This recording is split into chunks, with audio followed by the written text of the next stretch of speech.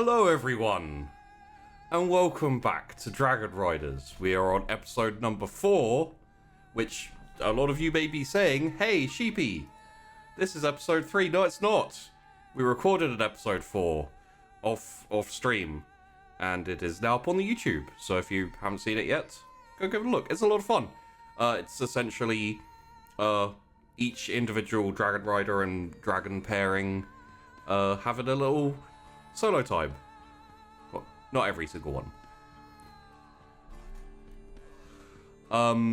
And I told you this was going to be a scuffed intro. Everything is, everything's flowed out my head. So, for those of you who watch the intro live on Twitch, you may be saying to yourselves, hey guys, how come you ran the intro and then there's a good 5 minutes of just starting soon? It's because the second that Sheepy ran the intro, Sheepy thought to himself, hey, have you done the cameras yet? The answer was no. I did the cameras very quickly. Not quickly. And I'm not recording because I forgot to update my drivers. So OBS refuses to... So everything's fine. Everything is going perfectly. How are you guys? You good? Good. Yeah. You're fantastic. I'm abandoning all attempts at a proper intro for this. It's literally just, There's been a dancing cat, so that has literally made everything better. A dancing sunflower cat. Oh my gosh, I've never seen her socks. She has little booties. Yeah. Oh, She hates them. cute. Is that so she doesn't scratch? That's 100% why. Yeah. Yeah. Oh, I just love that she's a giant sunflower, though. Mm-hmm. Mm-hmm. Thank you. It gave me a moment to readjust my brain. I knew it. I was helping. Yeah. So, for those of you watching out there, you might still be sticking around even despite the current show I'm putting on. Anyway, if you want to see episode number 3, it's up on the YouTube. And if you want to support the channel, I should probably talk about that, sure. If you want to support the channel, there is the Patreon, where all the money raised on Patreon currently goes to both of the shows on the Monday and on the Friday. And as we get more support, I could do more things. So, go check it out. Aside from that, I think I'm just going to keep babbling unless I stop myself. So how about I babble on into a recap, and then we can head on into the episode. Can we address that I am in a hotel, please? Damn it, bollocks, yes. So. My apologies for the scuffedness. No. That's basically it. That's addressing it. I'm doing my best. Yes. So, Tash, very, very wonderfully, even though she is off in a completely other place, in a hotel with Wi-Fi, has managed to get online and come to do this episode. Otherwise, we would have had to cancel another episode. So, essentially, we're making do with what we have available. This will mean that you may not get the awesome voice changing and etc. There's always a possibility, especially in the hotel Wi-Fi and stuff, that the connection may drop, and also there may be bits of slow, garbly internet connection. So, use your imaginations. Just assume that Cassandra and also maybe Incensia this week have some weird magic spell on them, curse from a witch or something. Who knows? I'll let you create your own headcanon of that. So, last week, nothing happened because we were not live last week. We didn't have an episode last week. The week before that, however, lots of things happened. We had some interactions with the Masters. We met a few more of the Masters. Rethera, Perry, Cassandra, and Ultra all set off to start learning to fight, and they picked their own, for want of a better word, weapon class. As I remember, and I may need to be corrected, but I do have notes. We had a Perry had a nice little wrist crossbow thing that he's still working on and trying to improve. There was, believe it was Rethera. You had the chain and the were they kind of scythe type or like No, axes, I have axes with yes. the like pick on the back. Yeah. I got there. You're great. Cassandra was using a stave, polearm type thing, and Ultra had the owl claw clubs. Essentially, I think is the best way to describe them. Like sides with like talons on the end. Yeah. They kind of remind me of that gardening tool, which just looks Yes. like a claw. Yes. That's Not all a I can hoe. imagine with them. Yeah. I didn't say you were a hoe. No, I don't know. It's not a hoe. I know what you're talking about. Like the little with the little claws in it. Fork thing, The yeah. till? Tell. Oh, Dan, I was It's like- drinking. Of gardening tools as my weapons. Which did include Ultra having to defeat a tree, which was fun. Which we think got sorted. You defeated that tree. I'm pretty sure I defeated the tree. Yeah. On top of that, we saw the slow progression and growing / aging of the dragons and their riders getting to know them, getting to realize exactly what they'd taken on, and learning to deal with that as well. And going into episode 3, which was recorded off stream, we had Perry and Tourmaline, we had Cassandra and Argent, and we had Ultra and... Is it Aldor?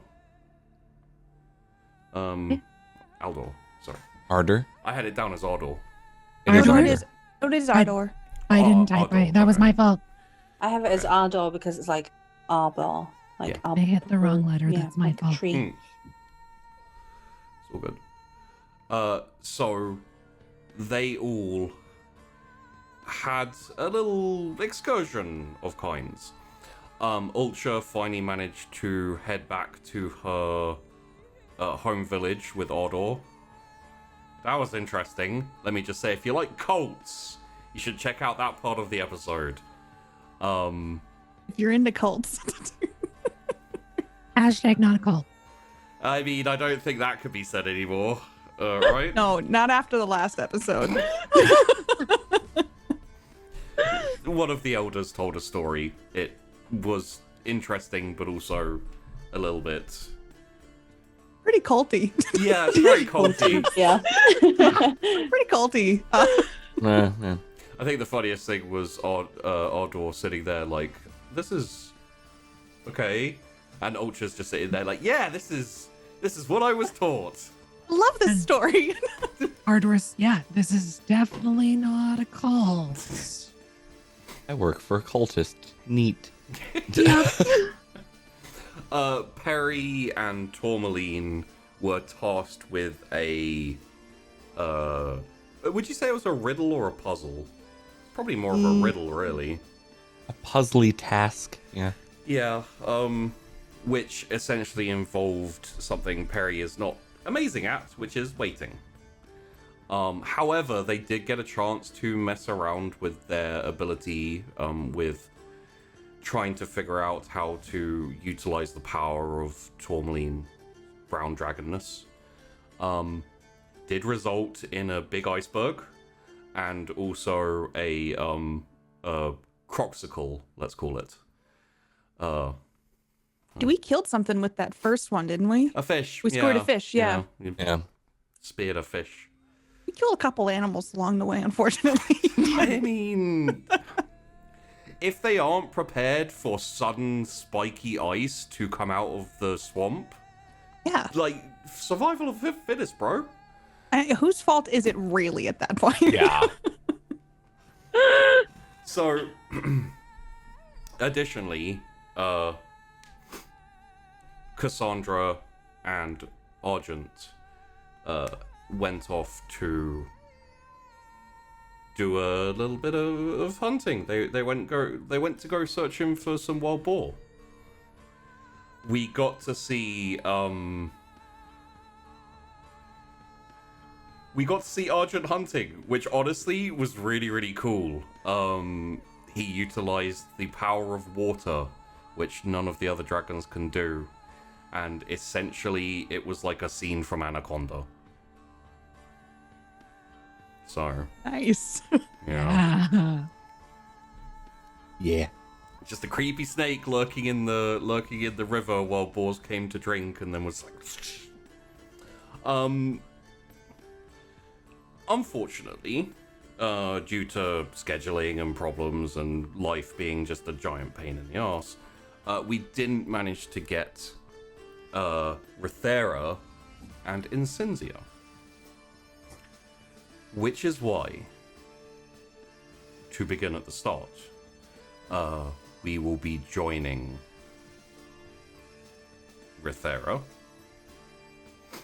So, one of my questions off the rip will be, Incensia, does she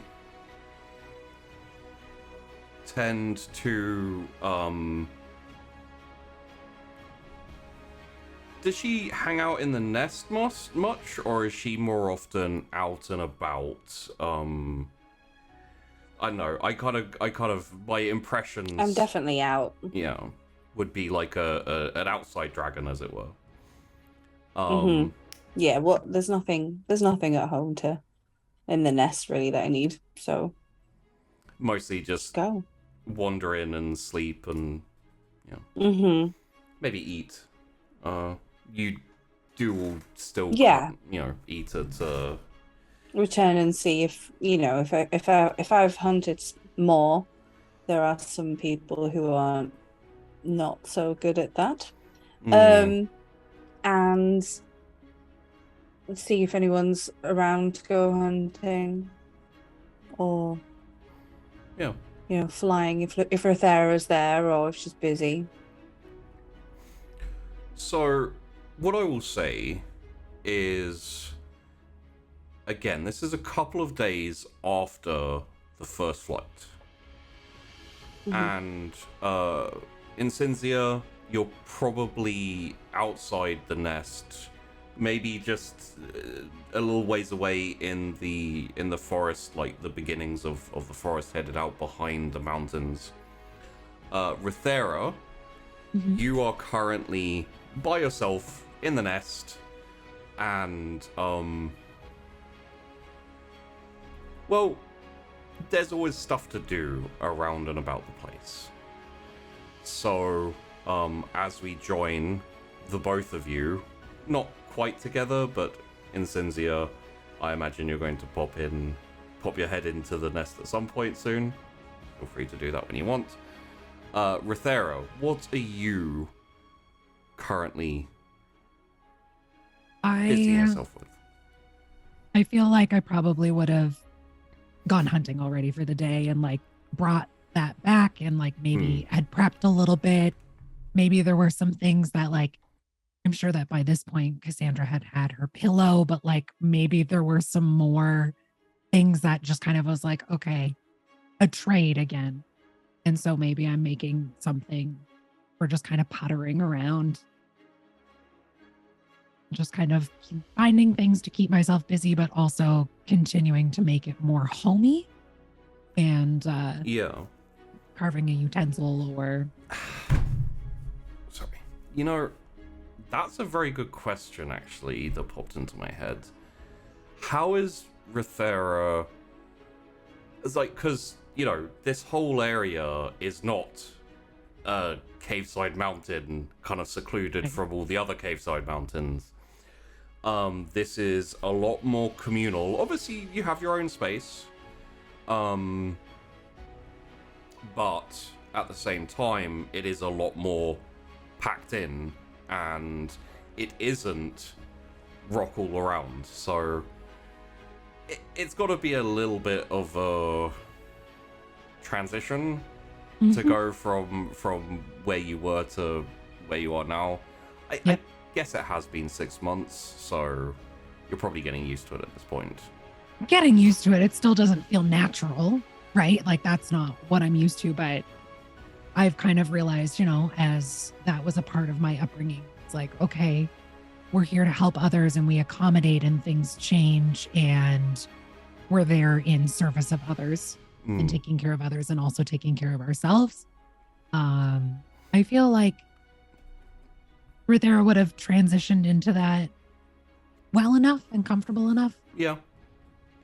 She is, not only is she quite adaptable, she is also trained to be quite adaptable, so that makes sense. There's a few things she can't do as well as some of the others.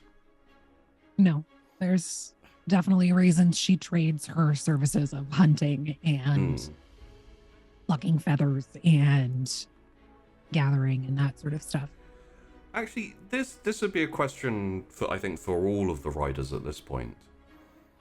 Do you still see it as trading, or is it kind of like fulfilling a role at this point? You know, because like you have Perry is making the saddles for you all, Ultra and Rithera, you do the hunting, and if you need to go gathering, you tend to have to go to Cassandra and ask her what the things you need are, and invariably there have been times, you know, when one of your dragons has like some horrible stuff stuck in its teeth from its last meal, and you have to end up like getting Cassandra to mix you up a paste of like mint and milk and stuff and just kind of like helping to get it out. So Harry's so used to like communal living and sharing with everyone that it's not any thought. He's just, oh yeah, if you do something better than someone else, you help them with it. That's very normal. Yeah, this is very much what Ultra's also used to. So it's like we're a unit. Like I went from one unit to this unit. Not a cult. Yeah, Cassandra thinks it's trading. Yeah. It's like 100%. I'll do this thing and I will remember that we need to trade something along the line. Yeah. I could see it being the same for Rithera too, just because of how Very she is much so. raised. Yeah, I think it's that more of like trading. It's like not services, but like just, you know, this is how we do it. Yeah. Yeah. Okay. Well, you mentioned doing a few little odd jobs and stuff around the... What are you currently doing? I feel like maybe there was a request for better cutlery. So I'm probably taking some bone and creating a better utensil set. Okay. Yeah, and obviously, given that all of your dragons are very much carnivores, omnivorous to a certain degree, but you know, the preferred meal of dragons tends to be running away from me. There's lots of bone around, and indeed that's part of the reason why the nest and all of the other buildings around are made of bone and leather, because those tend to be very available. Speaking of which, there is a hole in the side of the nest wall. Like part of the leather has been burned away where Incenzia sneezed yesterday, and a gout of flame kind of blasted through the wall. I would say in general, it's not a case of your dragon does it, you have to fix it. In this instance, it would make sense. So, you know. Well, I imagine if there was a hole and I was aware of that when I was ready to be done with that, I probably would automatically just start onto that as well. Yeah. And it's not too difficult. Essentially, you have bits and pieces of kind of essentially, especially with Perry, you have bits of scrap, bits and bobs on his desk, and there's bits of leather and things like that can be utilized. You can do a quick bodge job, you know, just kind of patch it in and pin it up there. As you're doing so, you hear a little crashing and rustling of from the outside as in Cinzia you make your way kind of back towards the nest and where people are, poke your head through the flaps. Are you done yet? Just about. How was your adventure? What did you get up to? Been everywhere today. What are you up to? Why are you coming? Where are we going?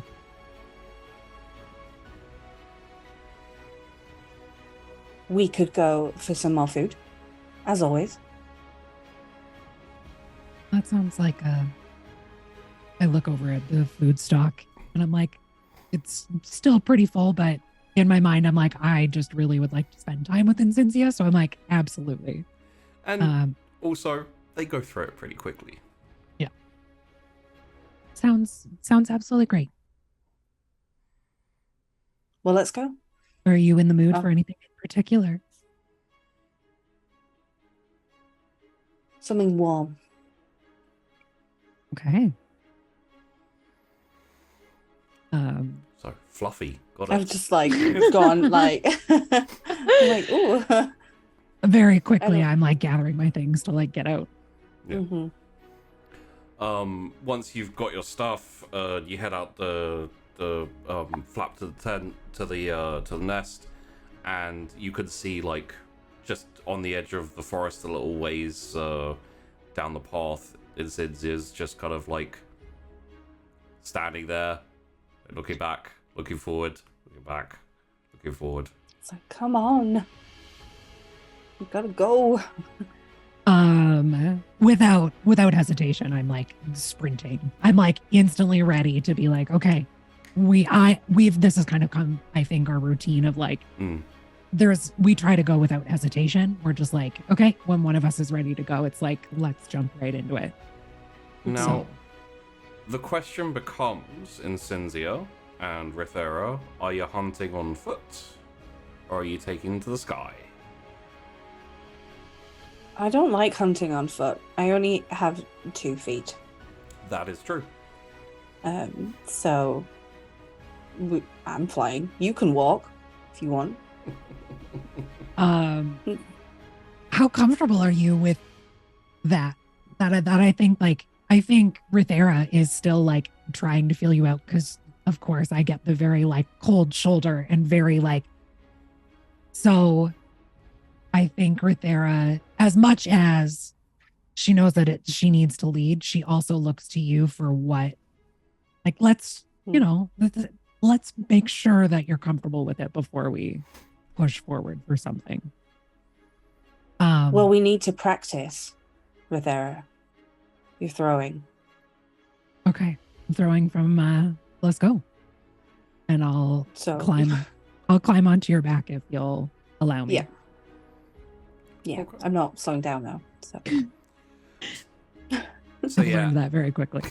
As you kind of catch up to Insincia, who's starting her run, you kind of like vault on her back, kind of the hollow at the back of her neck, and very quickly, you are in full, like, sprint as the flapping from Incendia's arms and wings, because they are essentially the same thing with wyverns, and her really strong legs just push, and it's almost like a jump and a flap, and immediately there is an ascension and a speed that when you see the others fly, it's not the same. Like, I don't know how Rithera feels about speed.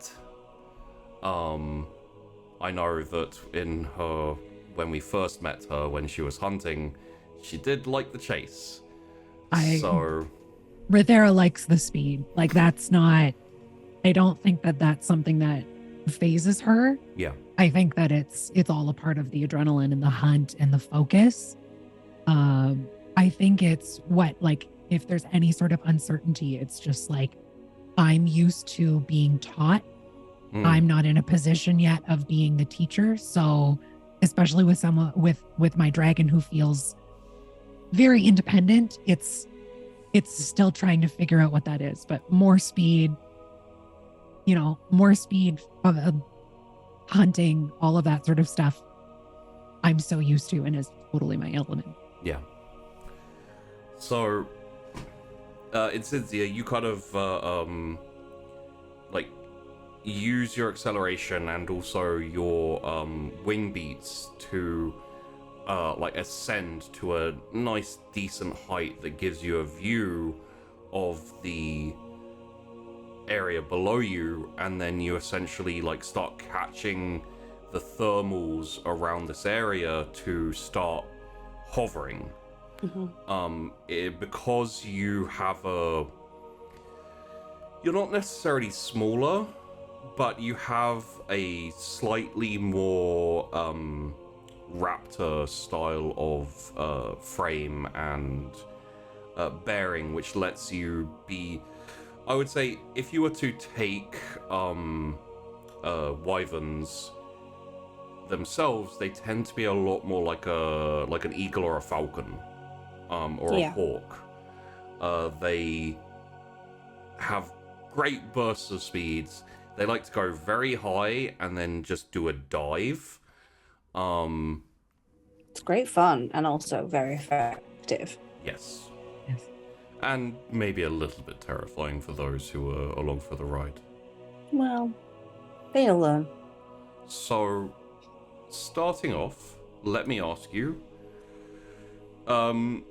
are you looking for something to eat, or you're looking for something to hunt specifically? Like, what's the goal here? Because Rithera is not going to be able to spot much from up here, really.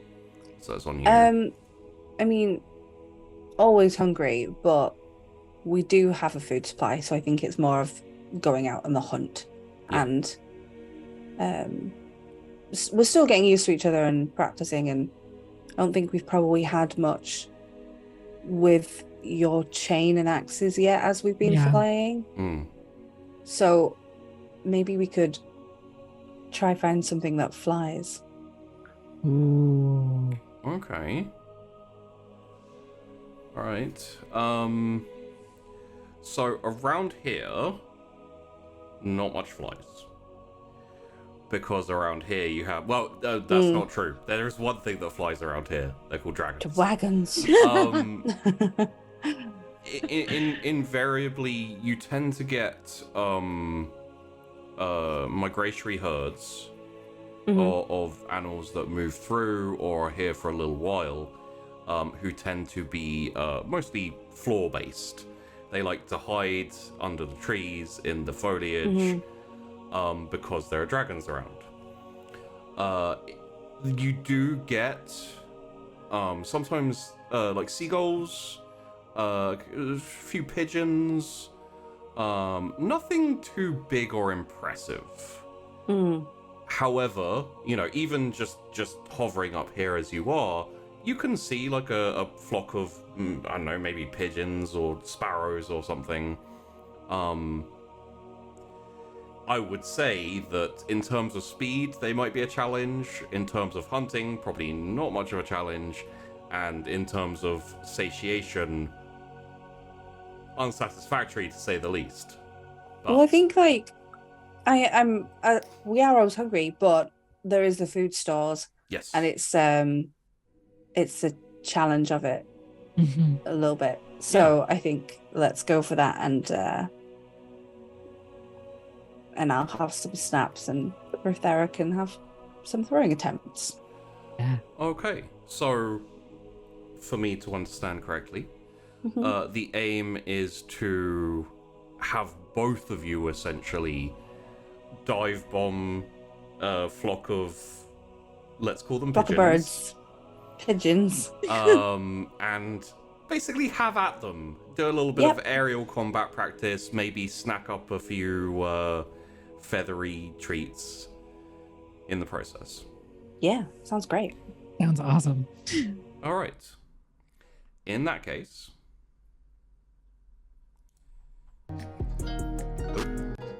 So, hovering above, you spot the flock moving, and you time it for the moment when you can almost drop directly on them. A bit of an angle so that you're not just dropping.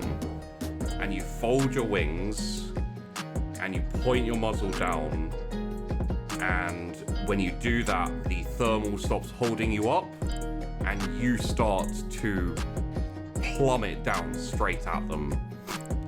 It is aimed, it is, you're not out of control, and you go zooming at ridiculous speeds, and you hit. It's fairly above the tree line, so you don't need to, but you hit this flock of birds. And could I get a power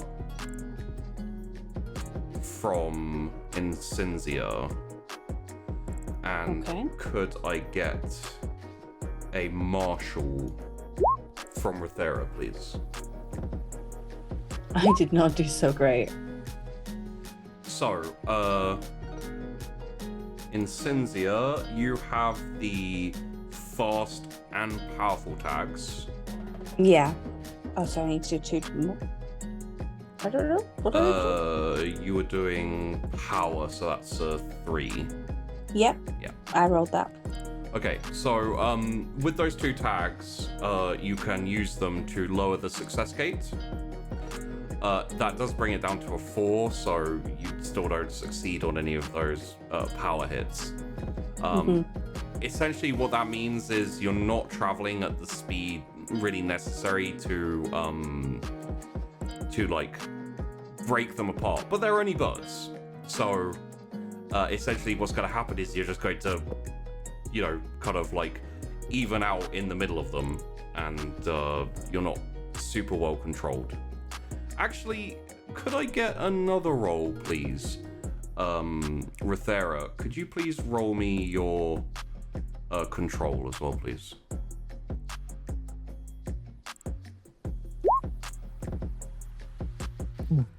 Okay. Some practice is needed for That's why we're out here. However, for your martial role, which will be you essentially, this is possibly the reason why you're not as controlled as you both working together. Even the flying's not amazing, but you do, I believe, have Hunter and Chain Weapon as tags for Rothera. Yeah, I do as well.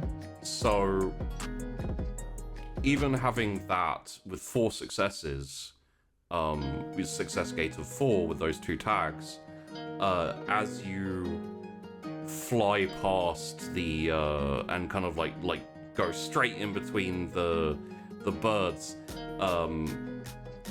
both of your chains,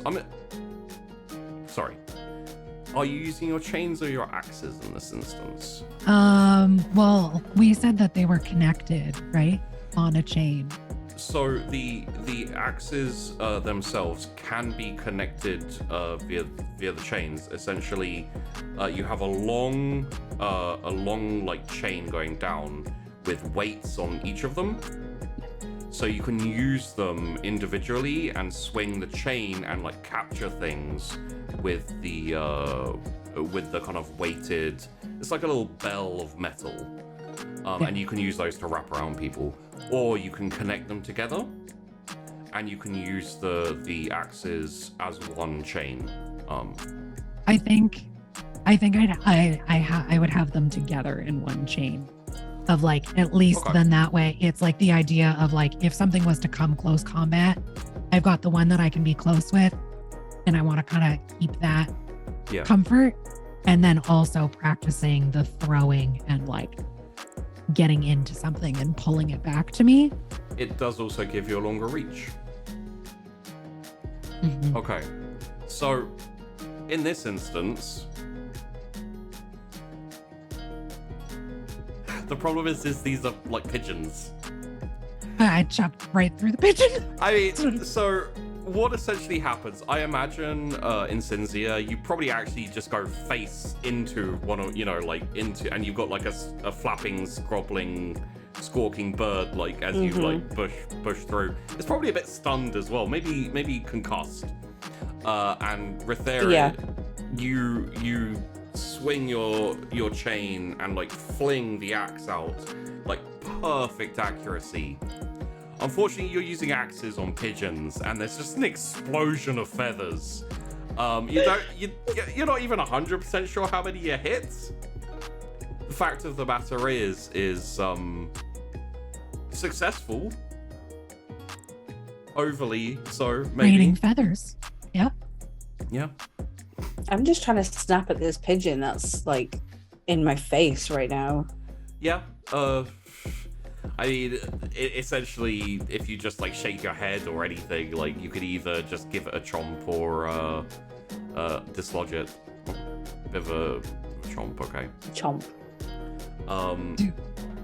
And I would notice, I imagine, that Cinzia hasn't really, I wouldn't say struggling, but like definitely isn't having the same amount of success that I just had by it. Chopping all of those pigeons in half and doubling. There was an aiming issue. I would say the Cinzia aimed for speed and less control. Like the targeting was okay in general, but there was no thought given to what do I do when I get there. It's just let's get there as quickly as possible. Okay. And in Cinzia, you're essentially just like push through, and then you're headed towards. I'm assuming you want to. I'll like try and level out, and I probably want to have another go. We're just like dive bombing through these pigeons. Yeah.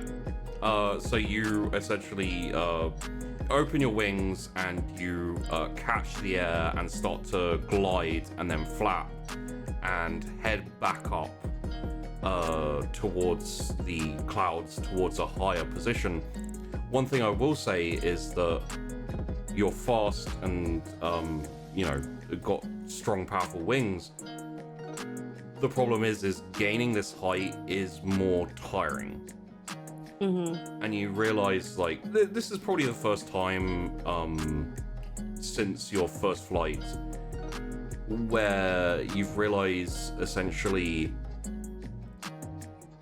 one of the drawbacks for you is stamina, in terms of to get that height that you need does tire you out. The more you miss, the more you fail, the more you're going to have difficulties gaining that position of advantage over your prey. You're fine for now, but it might be. I would say, Rithera, you probably, having been, essentially, you're melded with Cinzia, and you've been living with and training with Cinzia since she was born.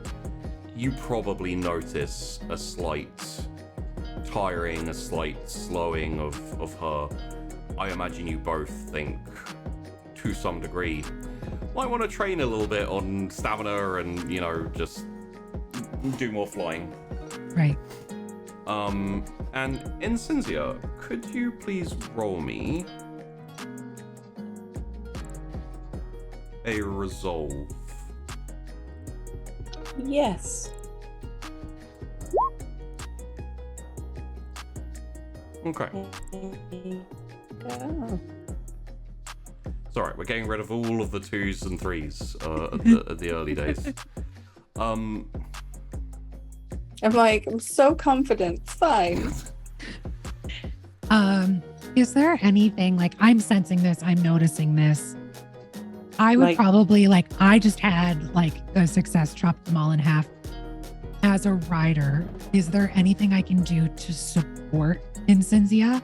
Like, instead of, like, on our next dive bomb attempt, that it's, like, more I'm channeling and working on helping the meld, helping the control.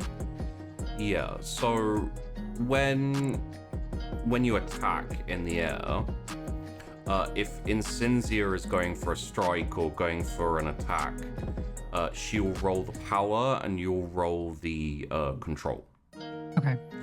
When you're focusing on that solely, you'll be able to essentially help with the aiming, help with the control of it all, which allows Incensia to focus solely on the power. Awesome. What I will say, Incensia, is by the time you get back up to the top, you can no longer see that flock of birds. They have... Yeah.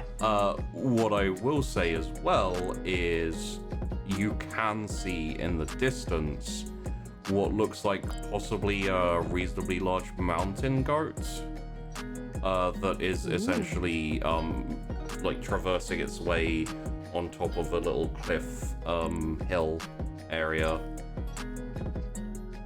Do you like mountain goat? There are a few other like little shufflings and scurryings in the forest, like rabbits, squirrels, and things. But you are, I would say, you've outgrown rabbits and squirrels, but They're a bit small. Yeah. Yeah. I'm gonna just head straight for the goat. I'm not even gonna try and glide. I'm like, okay, now I need to eat this. So, like maybe having a whole goat will help with how heavy it feels. you regain some honor from the pigeon fiasco. Yeah, well, we're not gonna talk about that. Right. I'm gonna dive straight for the goat. I know that I shouldn't dive for the goat, and Cynthia is diving for the goat. Yeah. I'm not particularly worried about the fact that it's on a mountain phase or anything. No, I want to try and grab it with my feet and pull it. Yeah. Like pluck it off almost, and then I can drop it and then pull in. So Yeah. Essentially the getting there in time to take it by surprise and to kind of like lightning strike on it will be the power, and the timing and the ability of like grabbing it will be control for Rithera. There's my power. That's yes. a much better roll. Goats. And okay. So, with your powerful and fast tags in Cynthia, you're rolling at a 4+ gate success gate. Mm-hmm. With your Dragon Rider tag, you're rolling at a 5+ Rithera. Okay. So that's 3 successes for Incensia and 2 successes for Rithera. So, you take position above, riding on the thermals until you spot or until you discern the correct moment. And then you fold your wings again, you hover for half a second as you dip your head down, and then you bullet down again towards it. The wind whistling and the straight shot arrow. And in fact, you get to a point where you start to think, okay, now's the time to open your wings. And in fact, you hear from Rithera like a now, essentially, and like a quick pressure on your neck, a little bit earlier than you would expect. Do you go with it?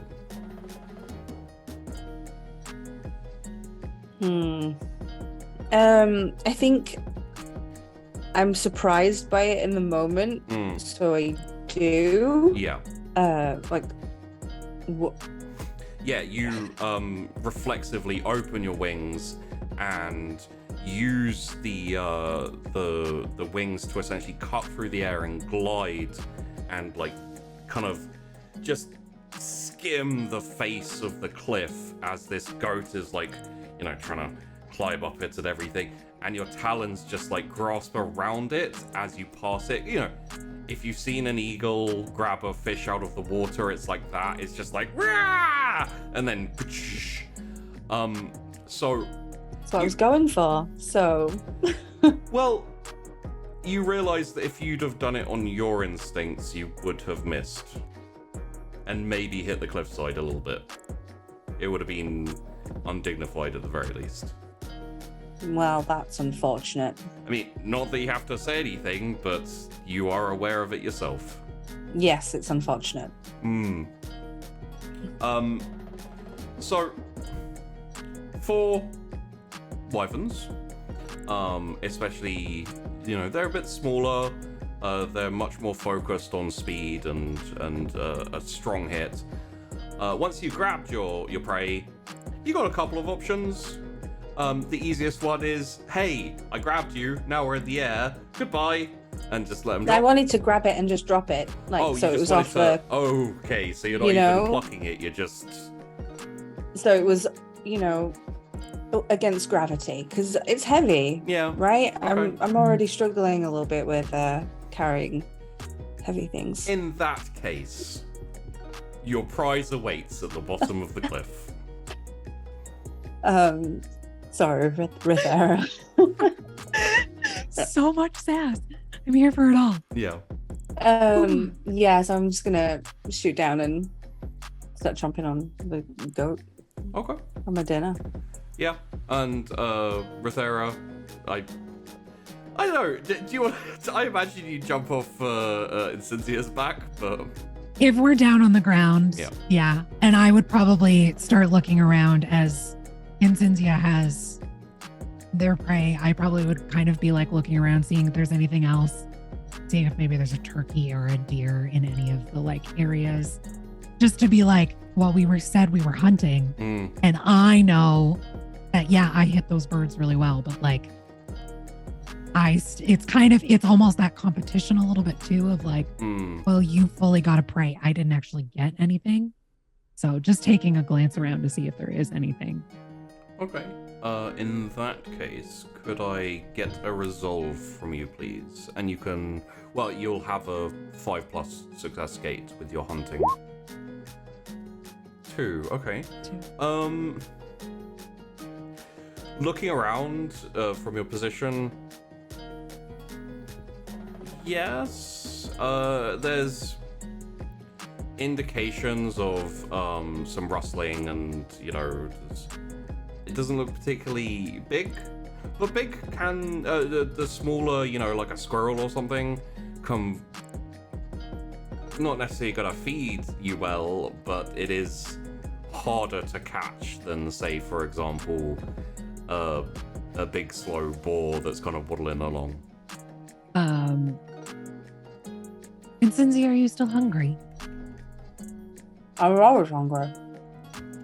And then I've got like a mouthful of I would bolt for it to like start hunting and getting into position and stance. So in this instance, could you please roll me your martial as you're going to... Ooh, very nice. So, are you using the chain weapon, or are you going for a more traditional Rithera approach? We said we were practicing, and as much as I'm reluctant to use the chain weapon, I still think if it's something small and speedy, I'm personally like, okay, I know I have to do this. I don't really like to, but yeah, that's what we were practicing for, and that's kind of what I agreed to. Okay.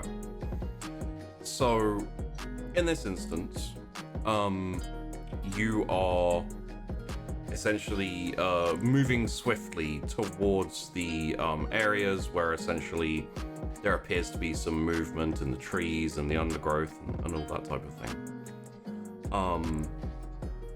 And you know, kind of go through and you start tracking, you start going, and you see the flash of orange in the tree as a squirrel jumps from like branch to branch, and you kind of notice that and you follow it, and you're looking for an opportunity to essentially send that axe flying out and you know, and getting it. Have to be careful though, of course, because we all saw what the axe can do to a pigeon. It's also got the pick end, right? So I could aim more with the pick of like spearing it than chopping it in half. And in the last second, you spot a quick kind of jerking motion off to the side, kind of near some rocks. And instead of the intended throw that's going to go for the squirrel, the axe goes flying off towards that. The pick side pinning a quite large iguana-looking lizard that had been sunbathing on the rocks. Bigger, a bit more impressive, and you got a couple of crit 10s. So awesome. I would say as Insincere, as you're kind of like working around the hooves, let's say, Rithera comes back with a big kind of probably about 3-4 foot lizard slug over her shoulder. And I would drop it in front of her, just being like, please continue. I don't really like iguana myself, so. I'm gonna sniff it and I'm like nudge it and like, it's not that warm. With sunbathing on the rock, I thought it would be pretty mentally warm. It's not that warm. I know you don't really like cooked meat, but I can warm it up for you. Or I mean, you could warm it up too. Your sneeze definitely showed me the power you've got.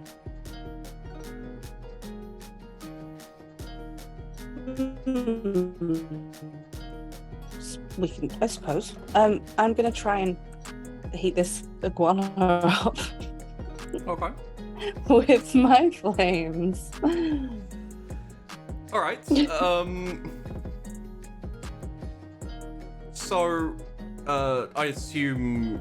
Do you tell Rithera? And then when it goes poorly. Do you tell Rithera that you're going to? She just suggested it. So. And I dropped it on the ground. Like, I'm far enough back that Oh yeah, I you're know. not going to get hit by flames. I'm just wondering whether are you just gonna? Okay. I'm gonna, yeah. I said I suppose that's as close to a confirmation as anything. Yeah, I'm gonna blast this iguana a bit. Right. With warm food. In that case, please roll me your martial and take. You'll have a plus. It'll be a 5 success gate because of powerful. Okay. So 2. 2 successes. Okay. Yeah, it's essentially you. Surprisingly, maybe, hold back the intensity of your flame that you can accomplish, and you there is there is fire, but it is also kind of heated breath as well, so it's almost microwave, not Steamed. really at all, but yeah, more steamed. Yum. Which crisps it, kind of crisps the outside and heats it up in general. Best way I can describe it is it kind of tastes like chicken. Yeah, I mean, it's a little bit burnt. I don't mind that sometimes. Yeah. It's like a nice. Just had a whole goat, like something a bit different. Oh yeah. Yeah, I'm just gonna eat the whole thing. Okay. God, I'm gonna make myself sick, but I'm eating the whole thing. Well, is it at this point like, you had the instance with the pigeons, with the birds. Ate a pigeon. That sure. That wasn't the most impressive, but you did manage to get the goat. With Rithera's help. Has it kind of taken on a little bit of a oh, you think I can't eat that lizard? I'm gonna eat that lizard. I'm gonna eat that entire lizard after a goat and a pigeon. Yep, and a pigeon. Okay. Can do what I want. I'm gonna eat all the food that we've hunted. You have. That I took us for. Yeah. So what I start to sense full feeling is that something that we pick up on, or I would say from your about sickness from gorging. Yeah, I'd say there'd be a very vague discomfort vibe. And in Cinzia, you're essentially going to slosh a little bit when you walk. Because I'm gathering that Rithera is very heavily relying a lot more on the instinct and the feeling that's coming, because Cinzia just doesn't share. No. Yeah. So I'm constantly trying instead, because I imagine that I've been okay, how do you feel? And I just the door closes in my face. Yep. Where's the rest of the food? You know what? In this instance, we're not going to roll from the dice pools. We're actually going to roll from a stat. Could you both please roll me your meld? Okay. Oof. Ooh. Yeah. 8 and a 9 and an 8 and a 10. Turns out that when you don't communicate very much and you have to go off feeling and, essentially those type of things. Yeah, I would say,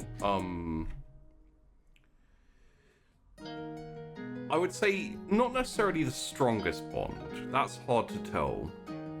But I would say you have the most honed connection out of your pod. And possibly that's because Cinzia doesn't talk very much, and Rithera's cool, I'll just guess. So yeah, I think also one of the things that probably makes you very similar is the competitiveness and the desire to be independent, or the ability or the disposition to be independent. Because I think for Rithera, she's used to a teacher and student, so she is used to some type of connection. Yeah. So the fact that it feels to her that Cinzia is well, no, you're just the convenient, this is just convenient. We both hunt together. That's personally, I think how Rithera is feeling in that moment. That it's. I think I'm still trying to look for approval at all times. But I would say there would be an exception to that, which was when Cinzia responded to your mark, and you felt that I wouldn't say control, you felt that you were essentially working together in that instance, and it went off really well. Like, you know, whether Incensia wants to acknowledge that or not, who knows, but you both felt I think it's like helped to think that Rothera is a bit competent with flying, I suppose, in that instance. Which implies that Incensia didn't think that before, but sure. I'm gathering that Incensia doesn't think Rothera is very competent about anything, so I think in my mind, you need to show that, right? Yeah, exactly. You need to prove yourself, which is where I think the competitive. Yeah, it's not like it's what do you bring to this? Yeah. Like, I bring all of this. What do you bring to this? I'm fabulous and wonderful. I'm a dragon. What do you bring? Yeah, I'm flying and you're there, right? So I'm a giant blue eagle that breathes fire breath. Yeah. But yeah, definitely a little tick of competence with that. Not that we'll say it, but so in that instance, we will fade out on this scene of Rothera and Incensia probably quietly just regarding each other. Maybe things have changed again a little, and we will move forward a little bit in time to back to the nest, where a certain Cassandra and a certain Argent are back from their hunt, and the rest of the pairs are slowly making their way back. Perry is returning from his task. He spent the night, figured something out through the night, along with Tourmaline. Ulcha and Ardor are returning from their visit to the village, and Rothera and Incensia return from their hunt. So, what I will do is, as you all return, who do we think would return first? I think most likely it would, because they left first, it would be Ulcha and Ardor. So,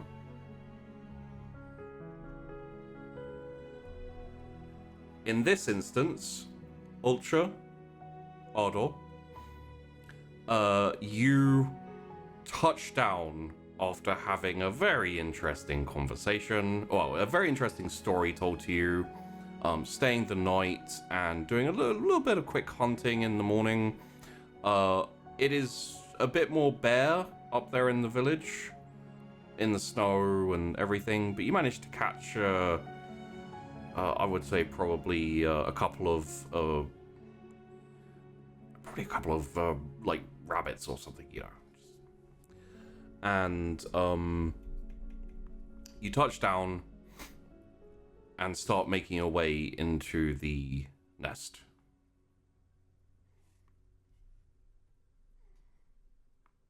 So, what did you think of where I come from? And seeing snow, and did you like it? Really cold. The snow. But I mean, it's really cool to see what's important to you. I learned a lot. Wasn't that story wonderful? It was interesting. I'm just glad you got to be there for that. Next time we will bring some fur-lined, I don't know, coats? Do dragons wear coats? Heating the ground worked fine. It's my feet that get cold. Oh, maybe I can talk to Perry about getting you some boots. boots? Like what you wear? Well, Perry seems like, he knows how to make stuff, so maybe he could help make boots. If it makes it so I don't have to feel the snow. Well, I'm glad we were able to do that, and it was a bit odd that when I got there, they seemed very formal. It normally wasn't as formal as that in the past. It's not that formal? Like it seemed they were celebrating you and excited you were there. Yeah, I guess maybe I'm not used to the attention. Well, attention can be hard sometimes, but it's also really cool. I think they were very impressed with you. Well, I'm your dragon, so that means they're impressed with you. I'll take a minute and just look at Ardor and one head at a time. Very quick question. I imagine that since Ardor's been talking for a while, you've probably gotten used to it, but does Ultra ever still have that instance of which one do I talk to? Just there's three heads that are kind of, I think, and correct me if I'm wrong, but I feel like the middle head is the main. Yes, the main. The middle head is the consciousness. Because the way that Ultra is raised to be very observant about things, and so the other two are there and doing things, but I want to also make each head feel like they're a part of it, you know? So, but I do know that the middle head is the main one. Yeah. And obviously when Ardor talks, there is that sense of multiple talking that you can hear, but yeah, it's very much the middle head is the consciousness, and the other two heads are like two extra arms, which happen to have mouths and eyes and ears and senses. Okay. They don't have a mind of their own. Again, mostly because that would be torture to roleplay. I also feel like I would have talked to Cassandra at one point about, hey, this is my dragon. What is the biology and kind of learned a little bit about about the Hydrangs and how they operate. Yeah. Well, and speaking of Cassandra, who would be first through the flaps of the nest? Correct me if I'm wrong. I think it would be Ardor. My instinct says Ardor, yeah. Oh yeah, just we went on a trip, we went on an adventure, I'm home. So Ardor, as you push through the 10th flap of the nest, you are presented with a scene. Now, the scene you are presented with is Argent there, overlooking Cassandra, who is in a little bit of a state, but not as much of a state as the Perry section of the nest. The table, walls, and floor, and other bits and pieces. So, you would... I don't think Ardor would know this, and I'm not even sure Ultra would know this. The best way I can describe it is, it looks like a crime scene for a very messy murder. There is splattering of blood all over the place.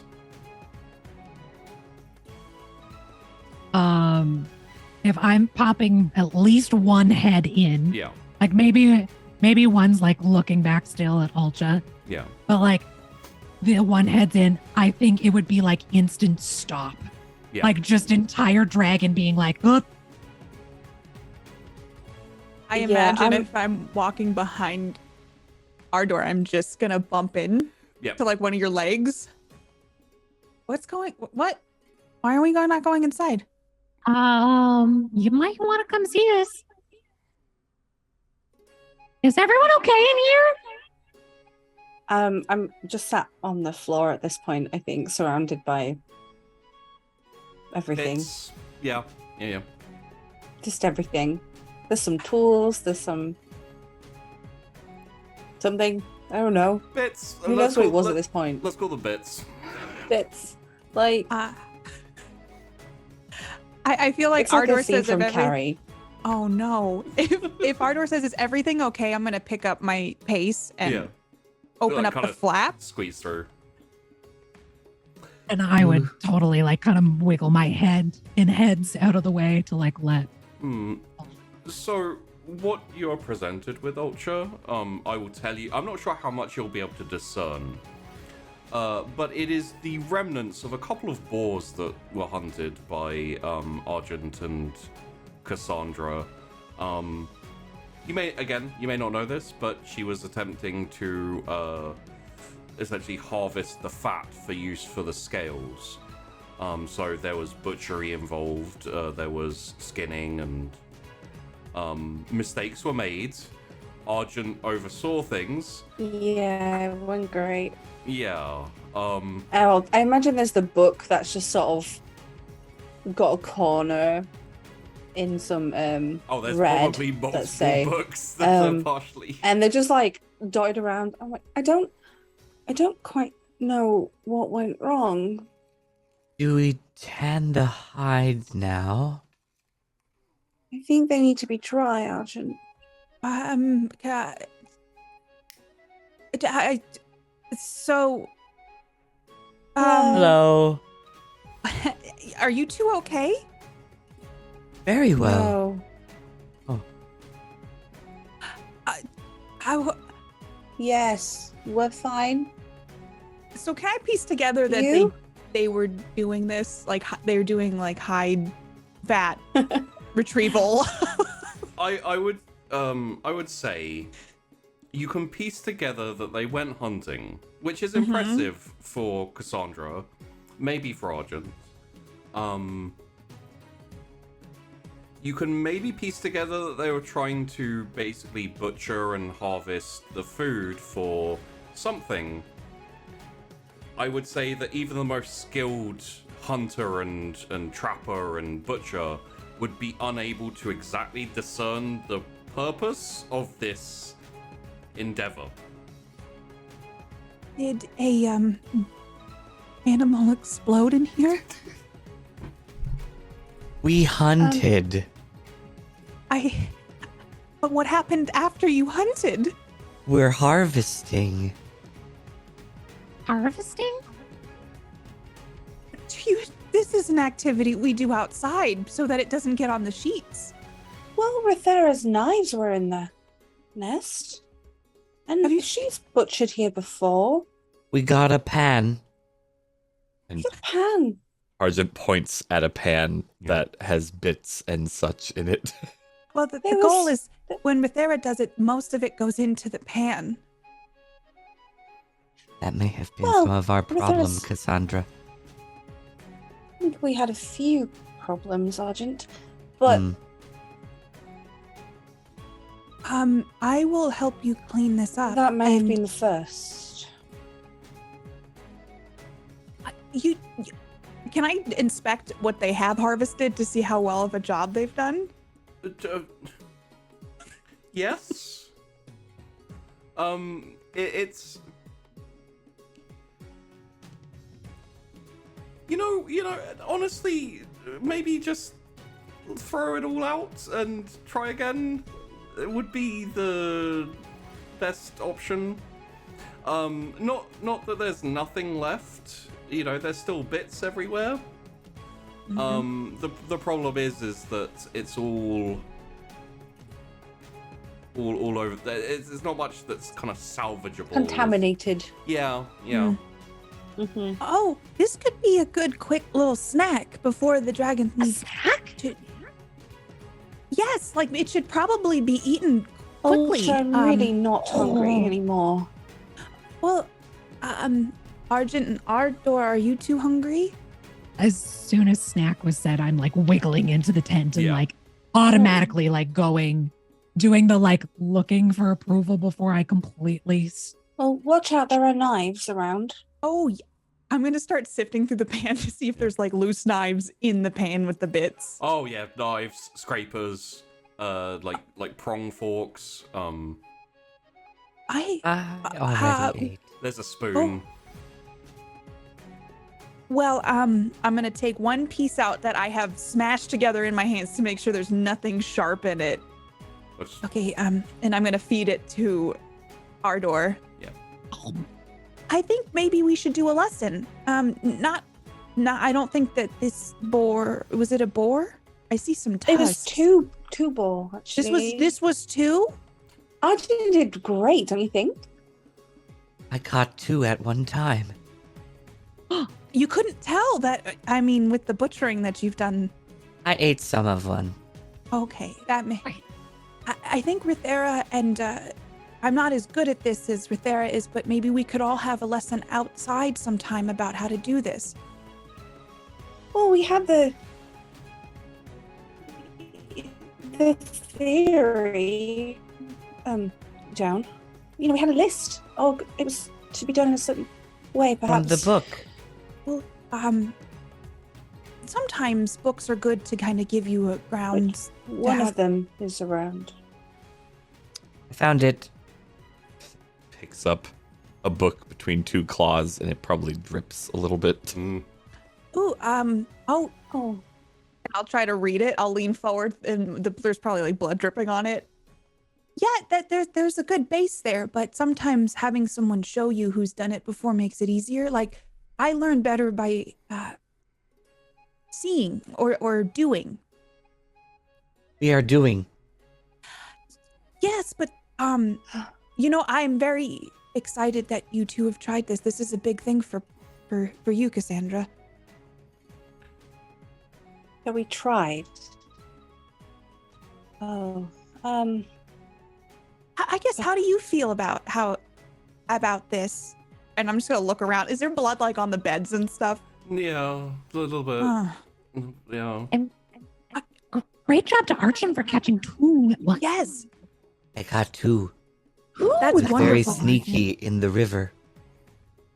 Oh, and I'm I gonna was in a start- tree for some time.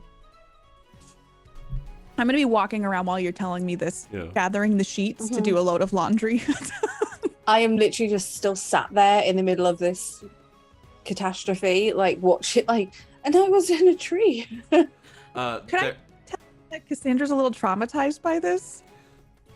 I would say I wouldn't go quite so far as traumatized. I would say flustered. I've never made this much of a mess. Yeah. And also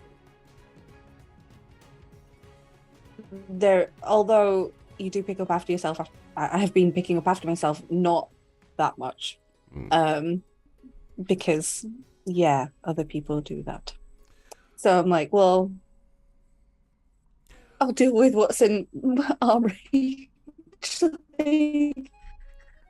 I'll pass you things if you ask for them, but well, it's terrible. A little bit out of her depth. Yeah. Yeah.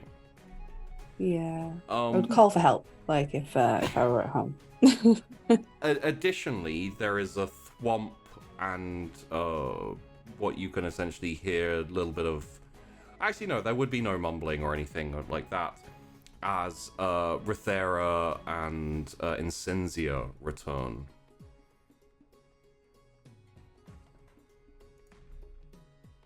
Oh, if I hear that, I'm gonna run outside. Yeah. Real quick. Like with I'm holding bloody sheets in my hands as I run outside. Oh. Hello, you two.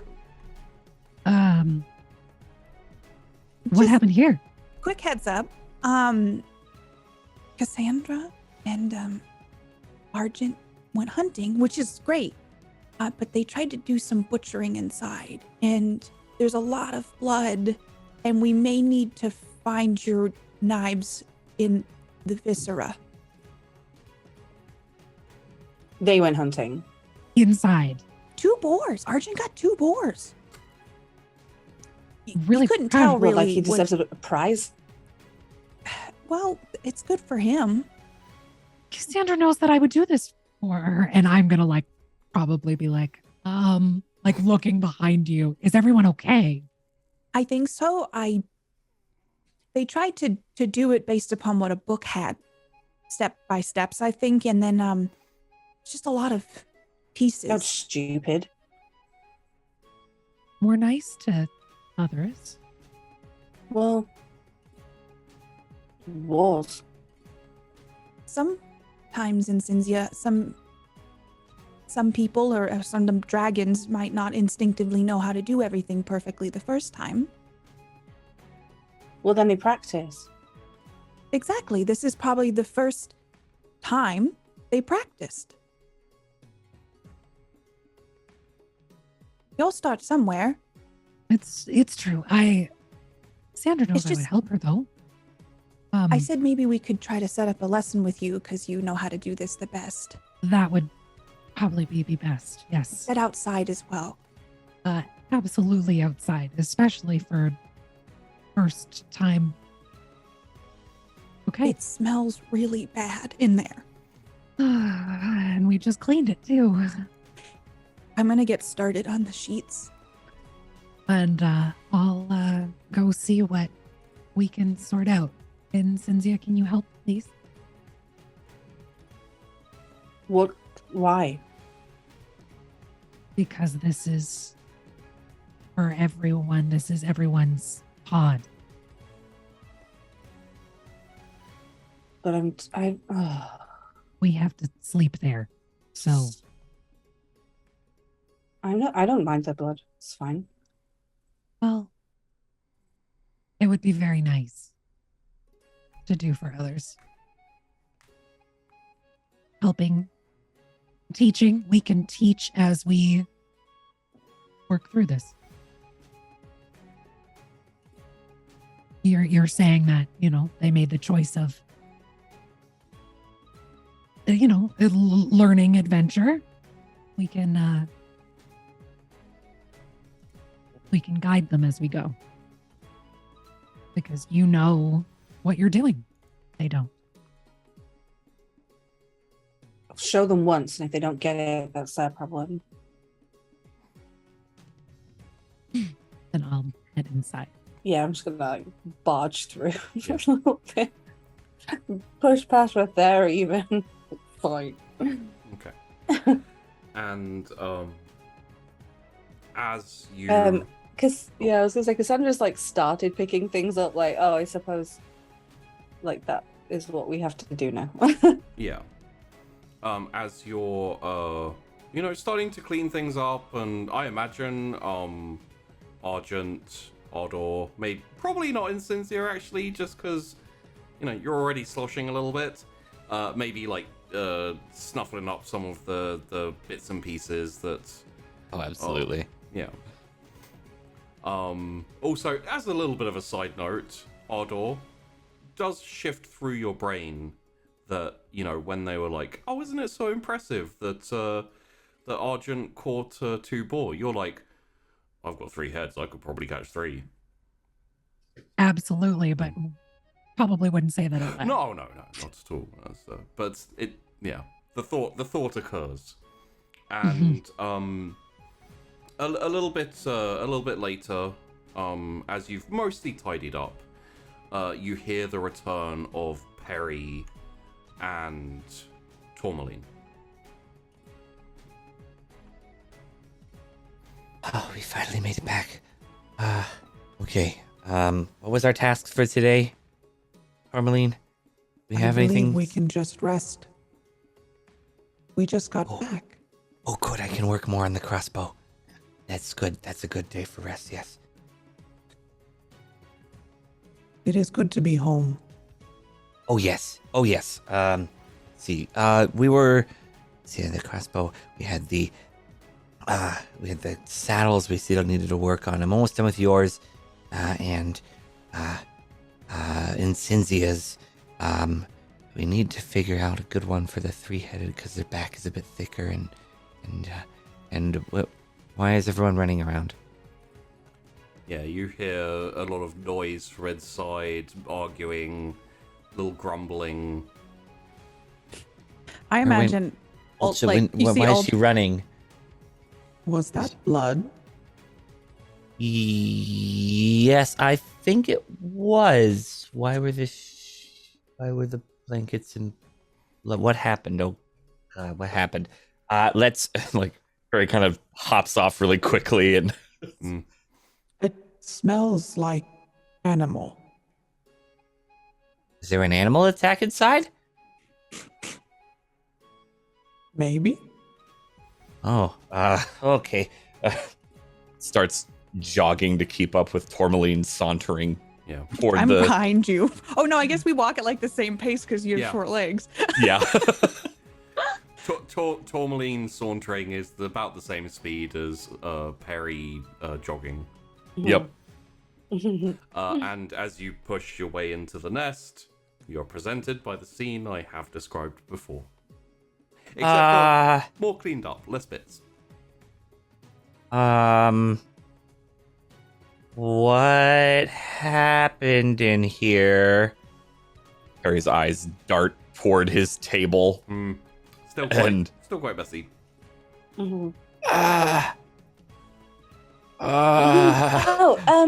Well, welcome back. Someone die? No one's dead. Everyone's okay. Oh, like runs over to his desk and like kind of. Is there blood all over Perry's desk? Yeah. Okay. Well, I'm Really gonna made a saunter mess. over Wow. to the desk and see how upset Perry is, and start like trying to lick up the blood from around the tools. What? Can I do that? Like, Why exactly? Okay. Yep. That's We will right. get it clean, Perry. It will be okay. Yeah, did you know that blood coagulates and causes all sorts of rusting, and that's not good. Okay. I will start licking the table fast. So I'm going to say, do continue. However, don't switch characters because I can't switch the overlay. I need to. Okay. Keep going. Harry is like panic cleaning and like grabbing rags that may have been greasy and now they're more than just grease, and like is throwing rags to the side as he cleans them in a panic. I'm definitely like stood to the side, trying to not bring attention to myself right now. I know I didn't do so well, and I feel like keep it quiet. I think that Rathera is probably like helping clean, doing all of that stuff, but like also maybe being like, okay, so this knife we use for this. And like as she's collecting things, trying to be understanding, but also internally being like, I've never seen this much mess from. Oh, well, yeah, I did check and compare to the book, but yours are a little bit different. And then... How did this get in this bin? What is happening? Actually, somewhat harder than it seems. How did this hold this? It takes practice. Normally we start with smaller creatures. Well, And we were being bold, and Argent was hungry, so... and being bold is courageous. Yes. How did you... You're like 6-7 feet away. How did it even get over here? Well, I had to separate the teeth, you know. There was areas of organization, Perry. Surely you can understand that. Did Argent shake a boar around in here? Only a little. That would explain it. There is spray everywhere. I think that's where my hand slipped.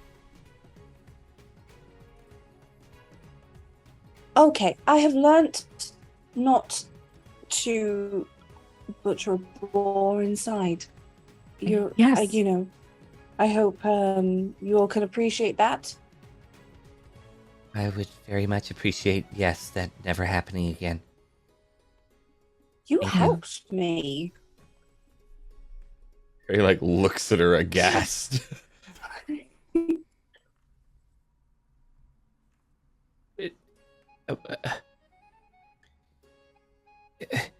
How like continues cleaning. Yeah.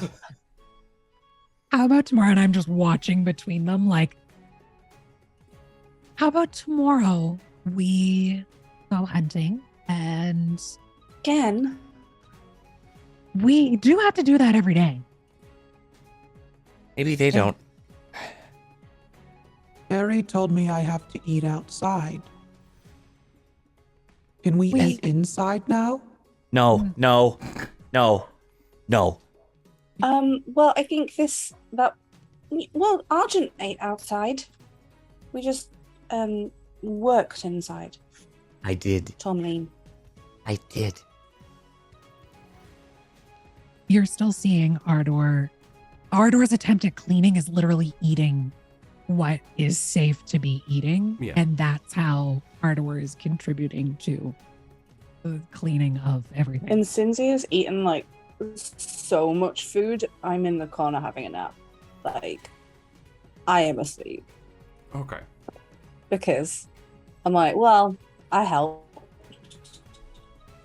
I would imagine that Little.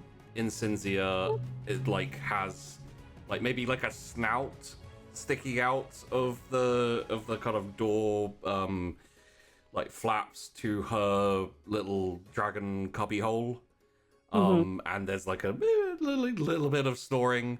Essentially there's a little bit of nosing some of the bits for a second, and then like, I can't eat this. I'm full of pigeon goat lizards. Yeah. I mean, what am I supposed to eat? I don't have arms. Yeah. What was my help? I'll help when it's time to go hunting. Maybe. Yeah. Like I said.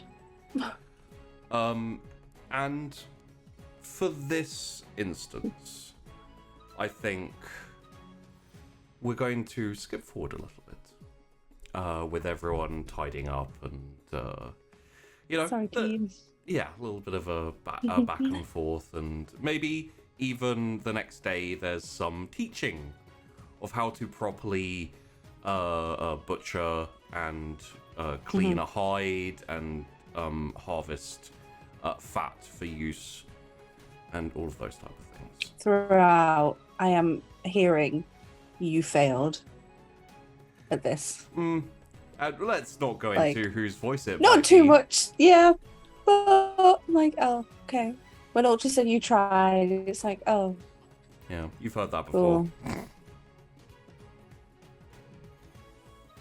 And we will move to a few days later, as you are visited, all of you around at the same time, and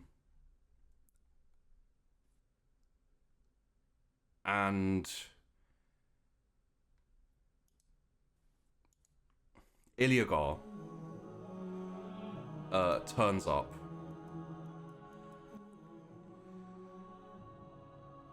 Walks in.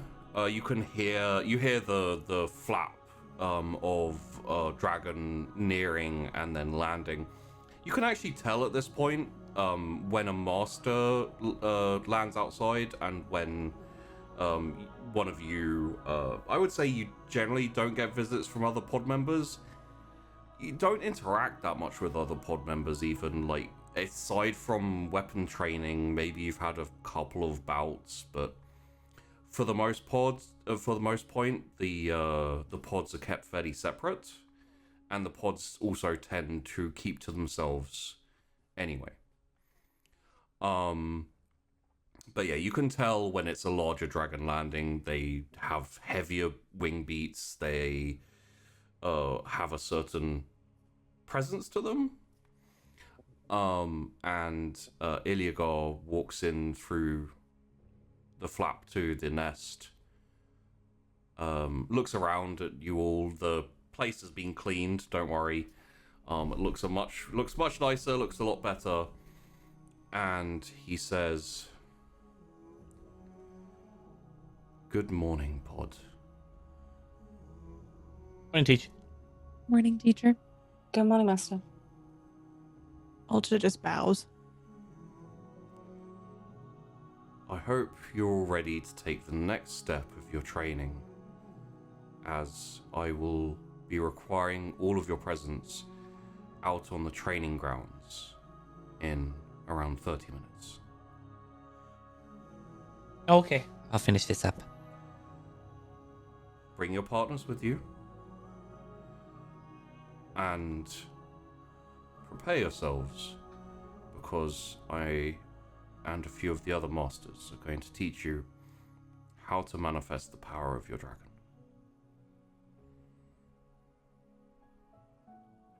Today's the day? It is.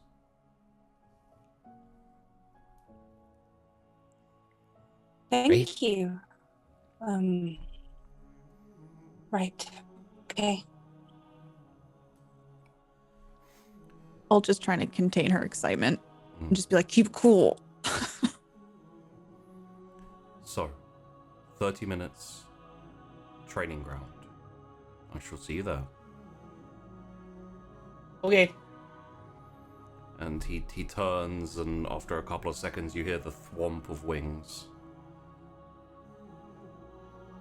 How much time has passed since the hunting incident? 2 days. Okay.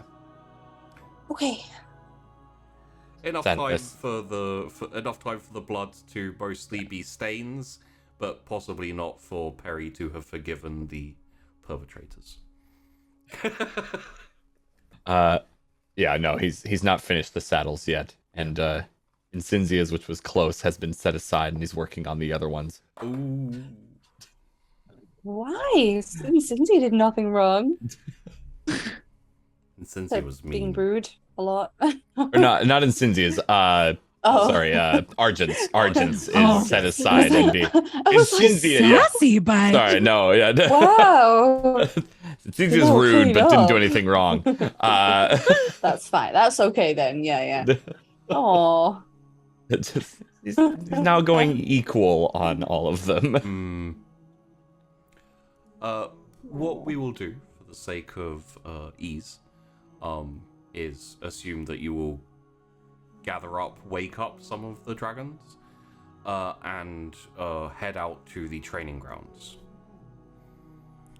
And we rejoin all 8 of you as you are standing present in front of 3 dragons and their riders, the masters. Now, in this instance, you see Iliagar and Avenda, and you see 2 masters, I think only one of which you'll recognize. One of them you recognize because they introduced themselves during the egg hatching, the egg test, essentially. I would imagine that at the very least Cassandra and Ultra would remember them because they were super eager and keen and right up at the front and listening to everything. However, for the sake of argument, you would have all seen this teacher about to a certain degree. This is Beric Zerkian, and he is attended by a very pale and not translucent, basically This dragon is a Longron and is pink, but it is very shiny, is the best way I can describe it. Pearlescent, essentially. So, you don't see, like, vibrant, kind of like striking pink. It's quite pale, and it shimmers from the scales, so it moves, and it fades into almost white in places, and then it goes into a deeper pink in others. The other person, the other rider, is a fairly thin individual. They're reasonably far away still currently. However, he is accompanied by a gold wyvern. Would any of you have taken much interest in the additional masters who and their dragons? I'm a massive tryhard, so yes. Okay. Absolutely. I'd probably have little like notes on them. Like who their dragon is and what they teach, like very basically. Okay. So it could if they go at all in the workshop, then yes, Perry probably would recognize them at the very least. But if they're not one of the teachers that regulars the workshop, then no, Perry would not. Okay. I probably won't be able to put faces to the name, but like dragon to the. You'd rider? recognize the dragon. Yeah. And I would say probably the other person who might have heard of them would be Ultra. Yeah, I feel like I pay attention to my first interaction was with another Cassorian, and so then that kind of piqued my interest in paying attention to whoever was around, and then I'm meeting a bunch of new people for the first time, so I'm taking it all in and probably feeling a little bit guilty about how intently I'm watching others. Yeah. Well, and also Raina would have probably mentioned this dragon rider. Okay. So his name is Josera Che. And his wyvern is called Galeriat. Both of them, as you look closer and as they approach a bit more, are covered in scars. Very deep, like gouges and marks, and this is something that's very, very different to the majority of the other masters who, occasionally you have someone like Agatia One Eye who has a missing eye, along with his dragon Acacia also missing an eye. But yeah, in general, you don't see such heavy wounds and things. And I'll give this to you, Ultra, because I imagine Raina would have mentioned this to you when he was training you in your weapons. Joser is a trainer and master at dragon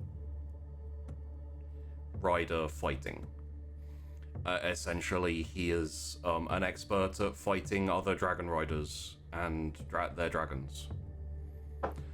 Okay. To give you a little bit of more info, part of the duties of each individual roost is to curtail any attempts by dragon riders to go independent, set up their own kingdom, and lord over everyone, or essentially go evil. From what you've heard, doesn't happen that often. From the scars you're seeing right now, clearly it happens at least once. And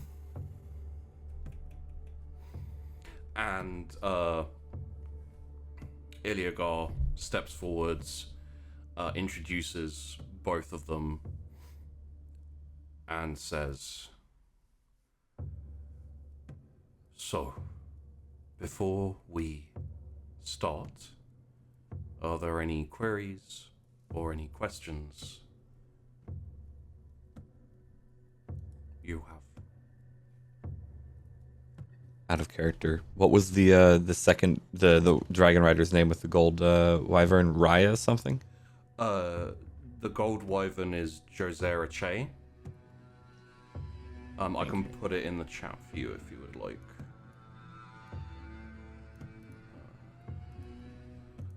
I want to make sure I heard right, which I clearly did not. So, I'll just put the whole thing in. Perfect. Thank you. So it's Josera Che and the gold wyvern, and the other one with the Longron. I'll include the Longron's name, even though it hasn't been mentioned. It's Berek, Zerkian, and Hattori. Thank you very much.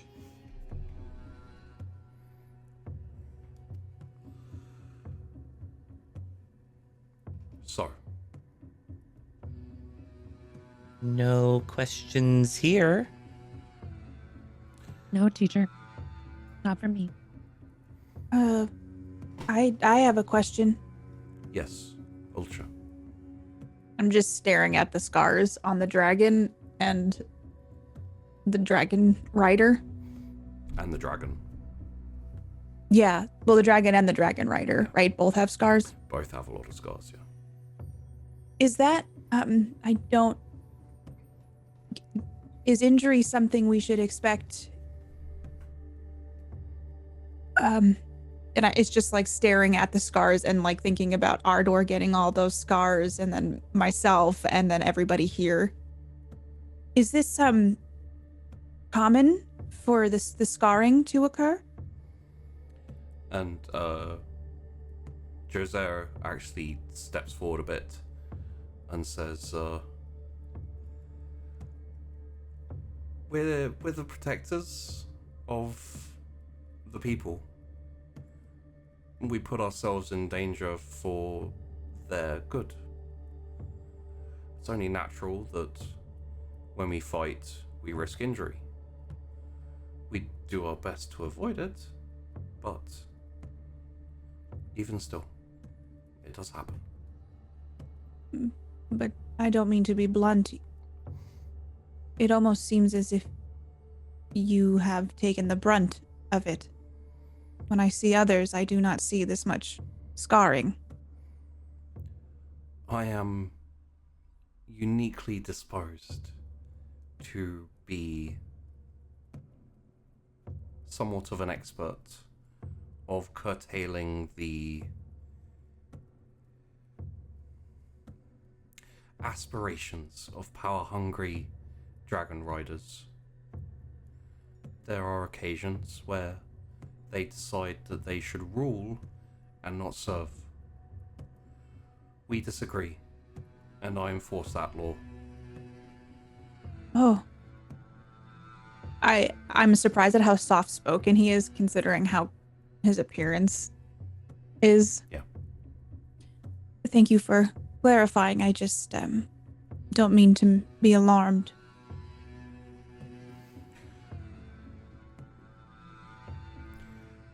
It is good to be aware of the dangers of fighting each other. Hopefully it curtails the more greedy side of some of us.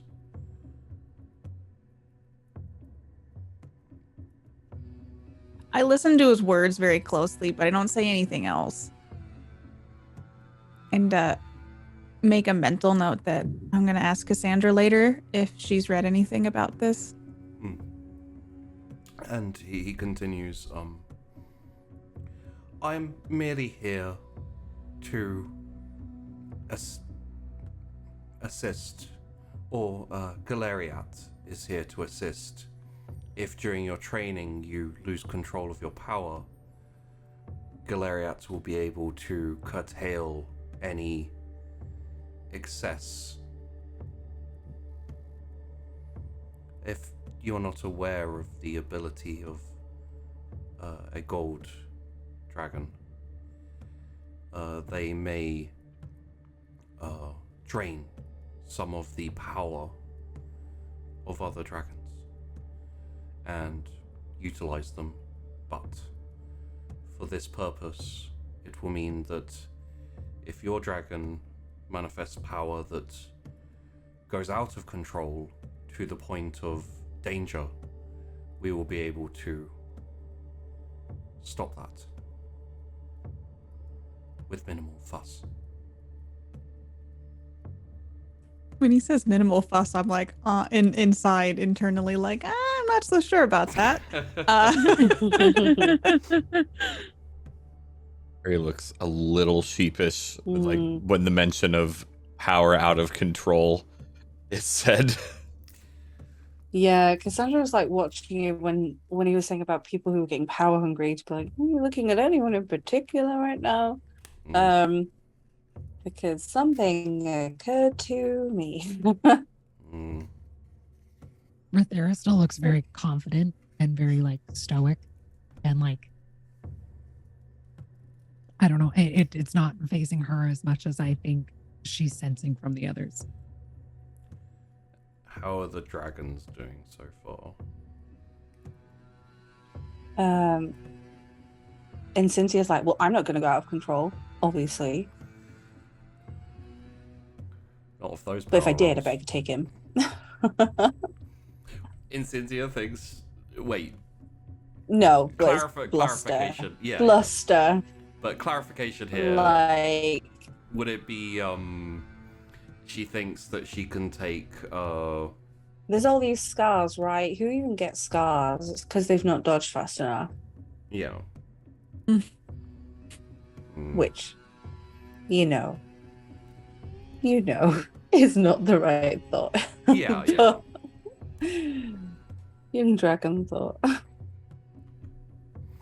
Argent seems honestly fairly unperturbed either direction.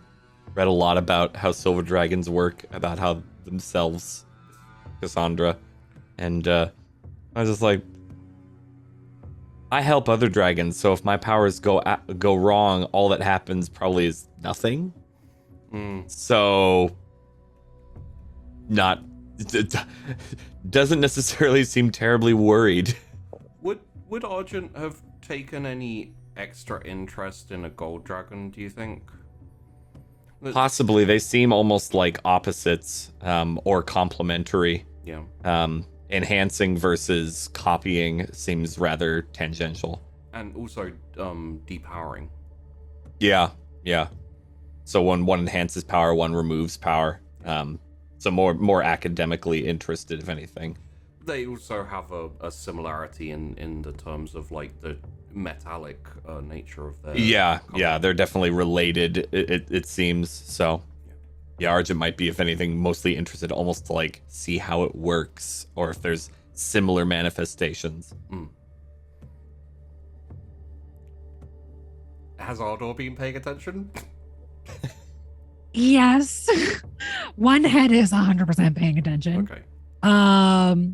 One seems rather nervous. Like it's like you can kind of tell, like it's like kind of staying focused, but like also like kind of staying close to the other head. And then one is 100% probably paying attention to Ulcha. / like also doing the like, oh, look, a butterfly. But there's definitely like nerves and concern of like, well, does that mean like I could do something wrong? And yeah, there's concern probably. Yeah. I will also say that despite any bluster possibly, in terms of instinct, all four of you would be a little bit on edge just because of Galeriat's presence. Galeriat isn't necessarily as large as the other two dragons, but there's more of a, I'm not going to say vicious, but dangerous vibe you get. However, of course, Tourmaline is probably quite chill and just kind of like, I was gonna say Tourmaline's pretty unbothered by a lot of this. The way that I imagine is Tourmaline can sense everybody else's unease, but is kind of like the rock that goes like, it'll be fine. Like, it's gonna work out. Like, we don't really have all the information yet, so let's just kind of see how it goes. I mean, Perry's here, and Perry's very smart. Yeah, Perry knows what's up. Perry knows like what to do in a lot of situations. So it's very much just like very observant, watching and listening to everything, but not super bothered by any of it. Okay. Except the unease of like, oh, that dragon has some sort of power that I can feel, but yeah. It doesn't necessarily unnerve you, just puts you a little bit on guard instinctually. So with that said, Iliagar will step forward and will say, and now Beric and his dragon Hatari will demonstrate for you and instruct you on how to manifest and use your abilities. And he steps back, and Beric, who is very short hair, dark skinned, very toned and muscled, but quite short, steps forward, and snaking forward with him, like just so gracefully moving through the air, is this very long, much bigger than Argent, pinkish, Longrun, who kind of, when Beric stops with like this really swift, like windward almost movement, like spins around him and curls around him, and then is like almost like a cobra snake, like floating in the air kind of around him. And he says, all right, so I don't know whether you have attempted to utilize the power of your partners yet. I'm going to show you how to do it. I'm going to do my best, but as you train and as you try, you'll learn that it is instinctual as well. You all have felt the bond between yourselves and your dragons. And he looks up at Hatari and says, the first thing that you must do is for your dragon to build the power. It is something natural and innate in them that you, with concentration, with focus, and with channeling, are able to manifest and control. The power goes to you, you channel it, and you give it form. Or, if you cannot control it, it will take form out of control, which is something that you do not want.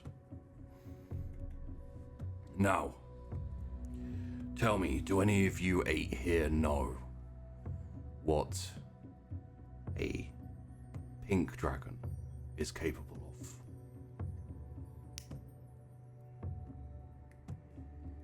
of? No. This is I was gonna say I'm sure I've read like something, but I, Natasha, don't have my notes right now. Well, so I'm like, this is also one of the rarer forms. I would say the rarest forms are the rarest colors of dragons that you get. Pink, silver, gold, yellow. Yellow being the rarest, pink probably being the second rarest. So it would be understandable if you're not really sure what they do. Yeah, I'd be racking my brains, but keep quiet. Like, I'm sure I've heard something about it. Maybe it was. Well, in that case, the easiest way is just to show you. And he kind of spreads his gait slightly, and Hatari kind of like uncoils a little bit, and you can all feel this kind of slow manifestation of something, of power, and within maybe 30 seconds or so, you notice that there's this like slight drifting of like granulated pink sand coming off of Hatari and on to Beric, as you start to see his hands being covered by these like shiny pink scales going up his arms, forming over his head, and within maybe about a minute he is fully clad in this very scale-like armor that encapsulates his head, encapsulates his arms and his shoulders and his whole body, and he has this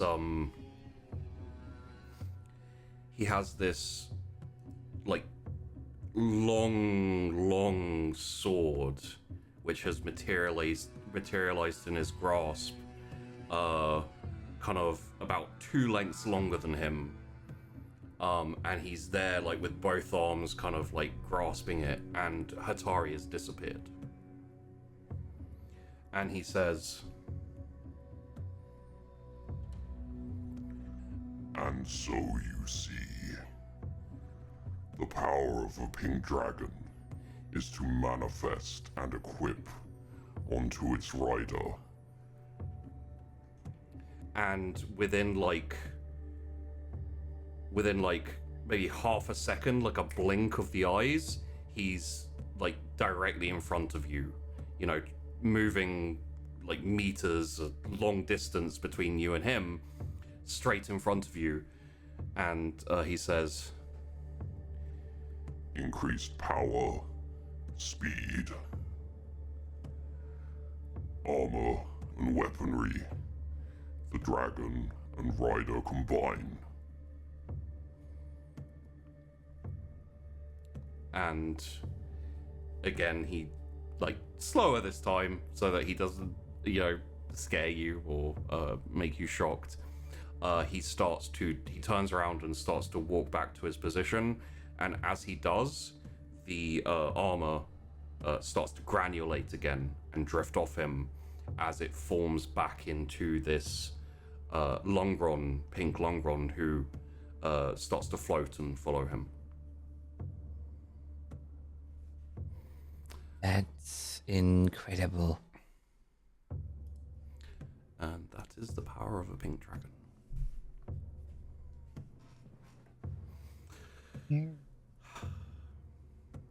Very interesting, teacher. Thank you. So, who wants to try first? Rithera, without hesitation, will step up. Yeah, we're going first. Parallel. This time.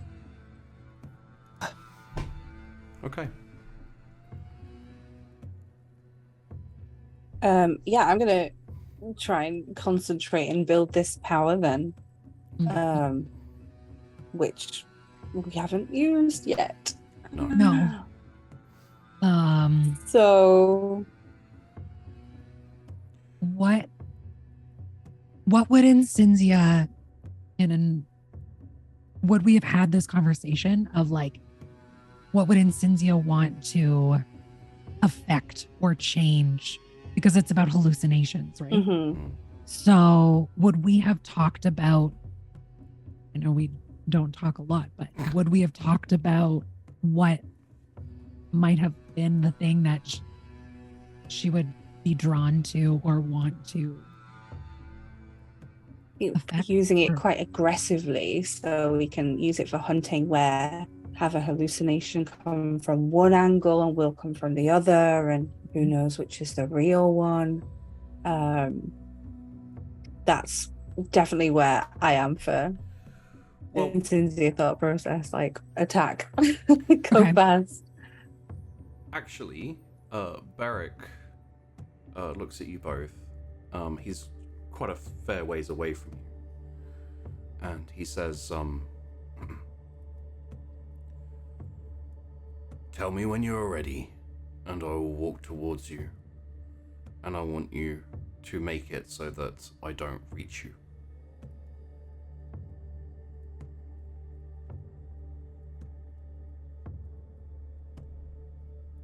Another me? Another you? It essentially the power of the dark blue dragon is to disseminate. Is that the right word? Yeah, disseminate. Yes. Essentially, you can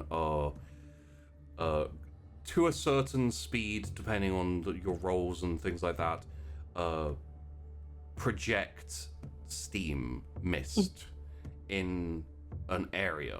Again, the area you project it in is dependent on your rolls and your control roll as well. Okay. And what you may do is essentially cause mirages, effects, hallucinations, all this type of thing. But you can also mess with people's sense of direction. You can mess with senses.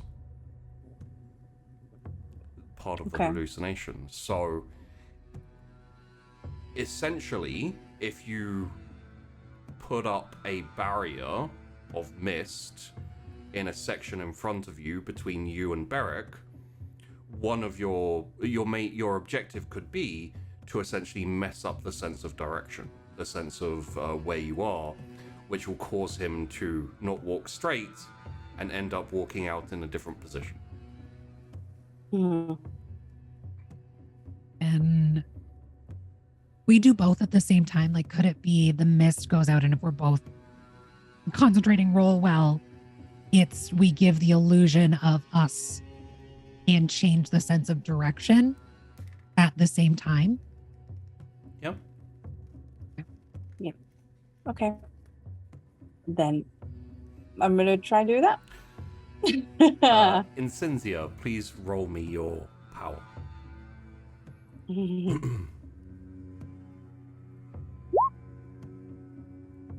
Okay. And Rithera, please roll me your control. Okay.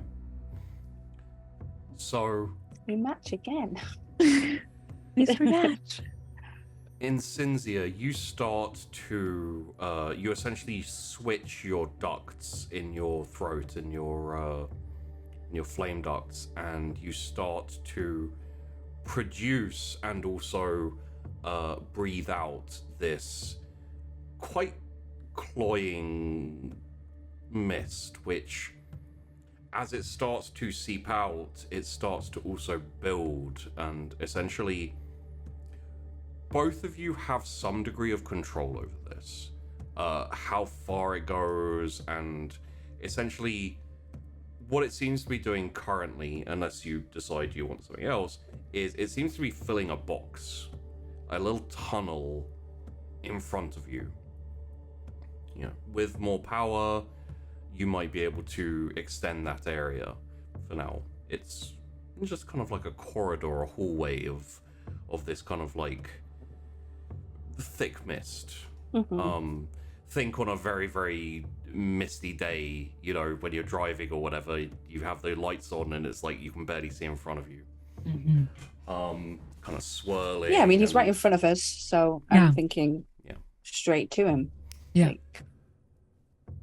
Rithera, as this happens, Incinzia starts to manifest the power needed to start bringing in manifesting hallucinations and this type of thing. The power itself is very calm and very subtle. It's almost like the best way I could describe it for you is like it's like putting your hand onto water. You can, it's there, but if you push in, it gives way and it kind of absorbs you. Right. Which is very different from Incinzia herself, so that's interesting. Right. And you feel the pressure build in your head behind your eyes. You feel this kind of like slow glow and warmth in your stomach and in your lungs, and you feel a pressure to release the power. Mm-hmm. And you hold it for a moment, and then you manifest it. You essentially reach out with this power that Incinzia has built up within you, and you start to mess with the mist. You start to change directions. You start to change sensations. If a wind comes in from the left, it suddenly switches around and comes in from the right. It snakes, it twists, it goes down, it goes up. What you have essentially created here, you haven't managed to get anything visual. Okay.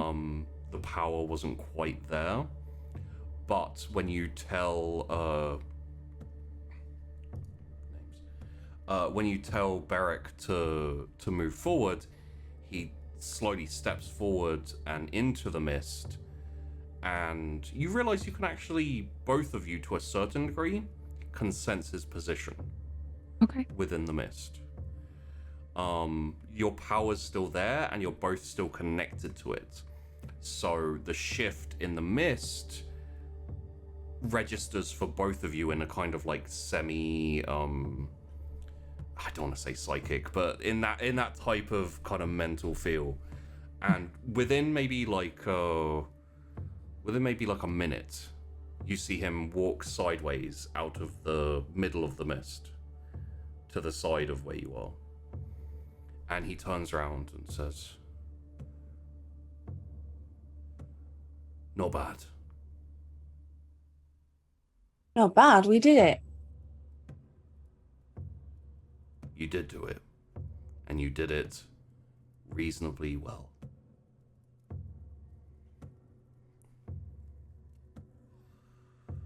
Is there a way to improve?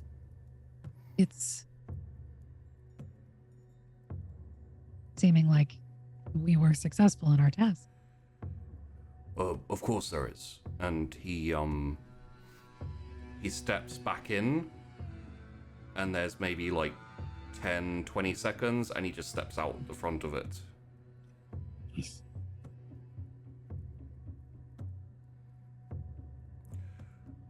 As you grow, you learn to resist, as you learn to utilize the powers. With age comes experience, with experience becomes ability to resist. Thank you, teach. So, yes, there is room to improve, which is a good thing. If you're perfect at it starting out, what would be the point in learning?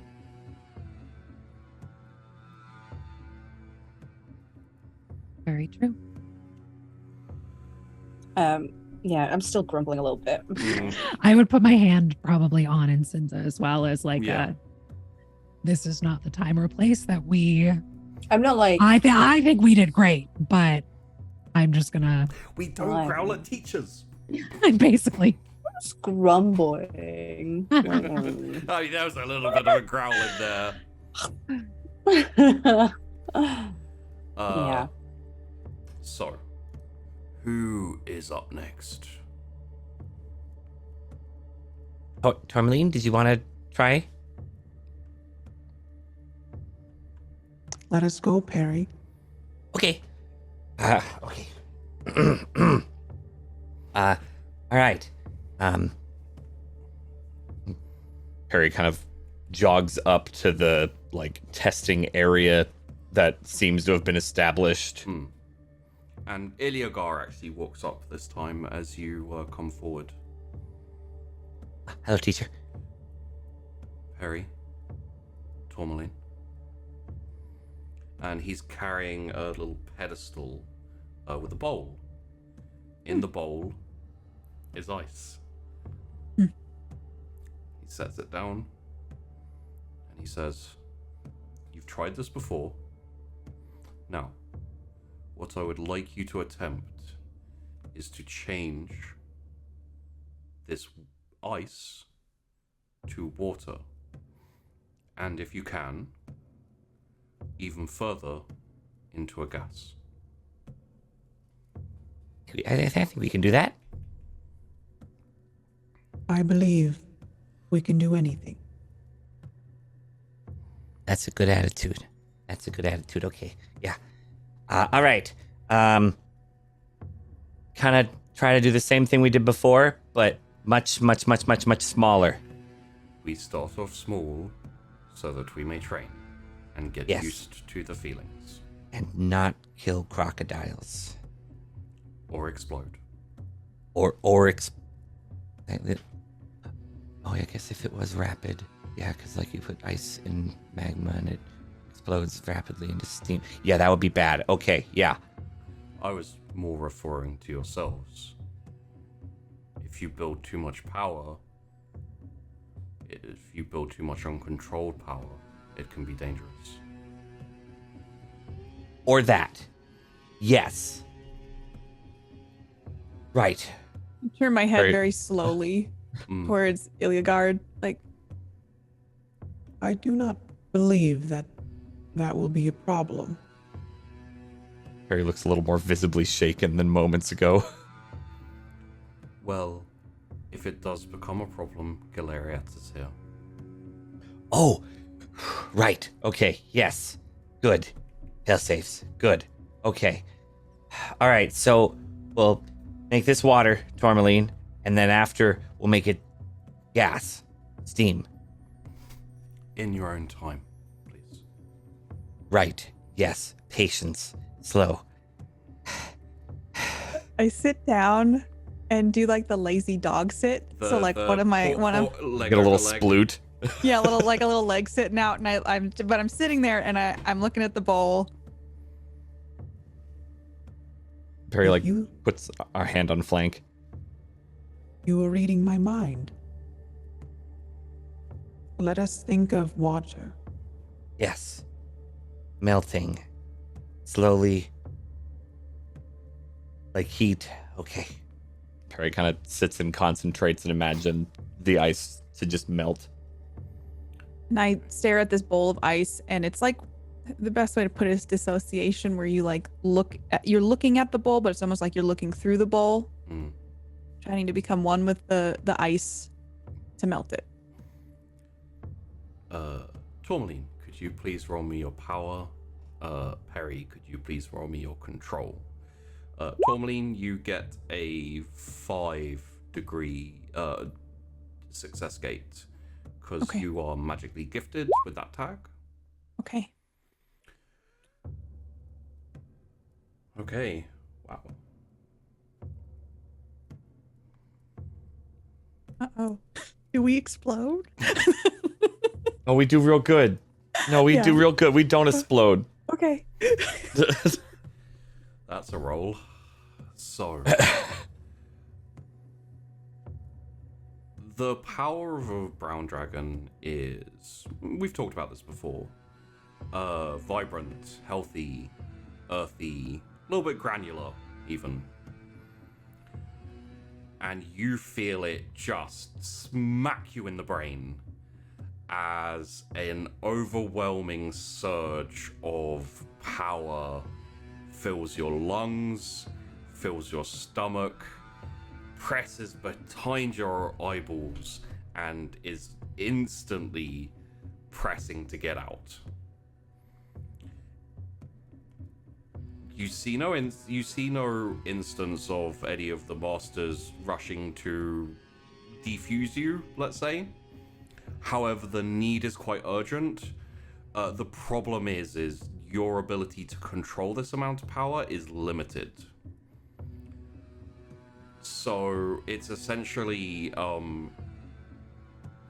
your plan was, correct me if I'm wrong, to slowly melt the ice into water. What I will say is it doesn't quite go that way, as you concentrate and you start to channel this power. You start to try and change the ice to make it a liquid, to change its basic composition. The power just rushes out and the ice goes to water instantly. It just goes whoosh, and then it goes to a gas and and the bowl shatters and flies in different directions, like just glass going whoosh, and the gas dissipates and it's just gone. And the power just rushes out in like a big wave. Well, we did it. We did that faster than I intended. Same, but we did it. That was not very controlled, but it was impressive. Working on that. Luckily, there were no crocodiles around this time. No, there weren't. They are quite tasty. I believe you on that. I've heard it tastes like chicken. It is a little stringy. Also heard that from you when you ate it. Yes. Yes. I am sorry about the bowl. I can make a new one. There are always more bowls.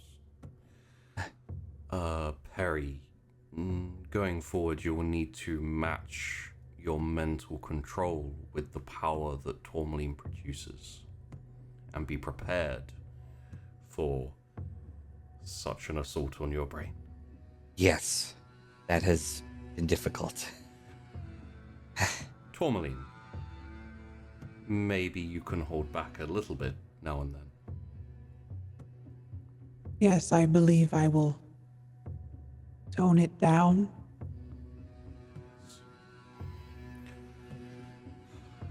For now,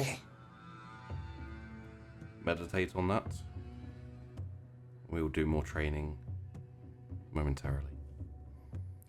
Thank you, Who's teacher. next? Ultra's in the background, like, meditate? I know how to help meditate. And so just like starts moving, and I look over at our door. Do you want to go? I'm ready. We're ready. Very well. Ardor, Ultra, step forward. As I pass Perry, I'm going to lean over. I can help you with the meditation later if you need. And just keep walking. Oh, okay. And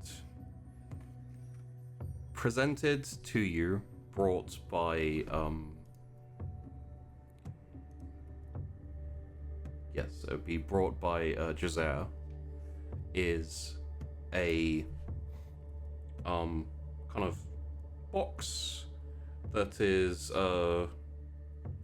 quite large, opened up, and inside is a very large toad that has recently died. Oh, are we supposed to, Do I get to eat that?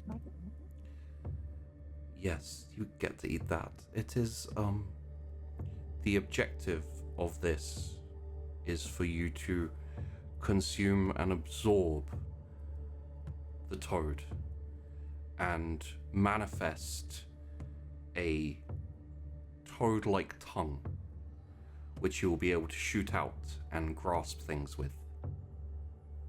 I raise my hand. Does will Ardor be able to jump? That is another possibility.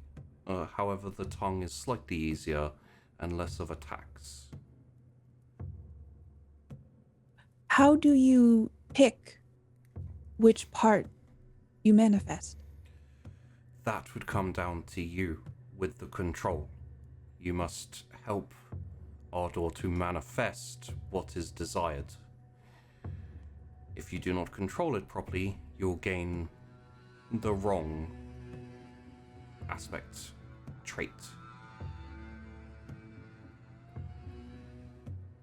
So, yes. So I'm gonna follow what I saw Perry do and put my hand on Ardor's hindquarters. Or I don't know if it's hindquarters. I just thought, you know how like that's a big flank works. Flank, yeah, the flank. And I mean, since I'm good at meditating, I immediately just start honing in, breathing deeply, and focusing on the tongue portion of the toad. Yes. Ardor, I'm assuming you'd like to have a bit of a glomp? Oh, absolutely. I like 100%. And I'm allowed basically to eat something. It's like as much as I can get in one fell swoop. Yeah. I mean, you're big enough now that it's quite a big. It's kind of like plate-sized. This toad. It's quite a big toad. Oh yeah. It's a big chonker. But you're big enough now that you just essentially immediately head goes down, jaws, and then just kind of like a bird, like, you know, the kind of glump glump glump, and it just slides straight down. And you, for red dragons, much like the valve that a blue dragon has, a dark blue dragon has, the red dragons can redirect their food into a secondary, let's call it a stomach. It is essentially not for the purposes of nutrition, but for the purposes of absorption. You absorb this animal, you absorb the traits of the animal, and through the manifestation of power, essentially disintegrate it. And with the control from your rider, you're able to materialize and sometimes even store abilities, and bring them out, manifest them, these type of things. So, please, Ardor, roll me your power. I don't believe you have any tags that will help you on this one. I don't think so. I just have sturdy.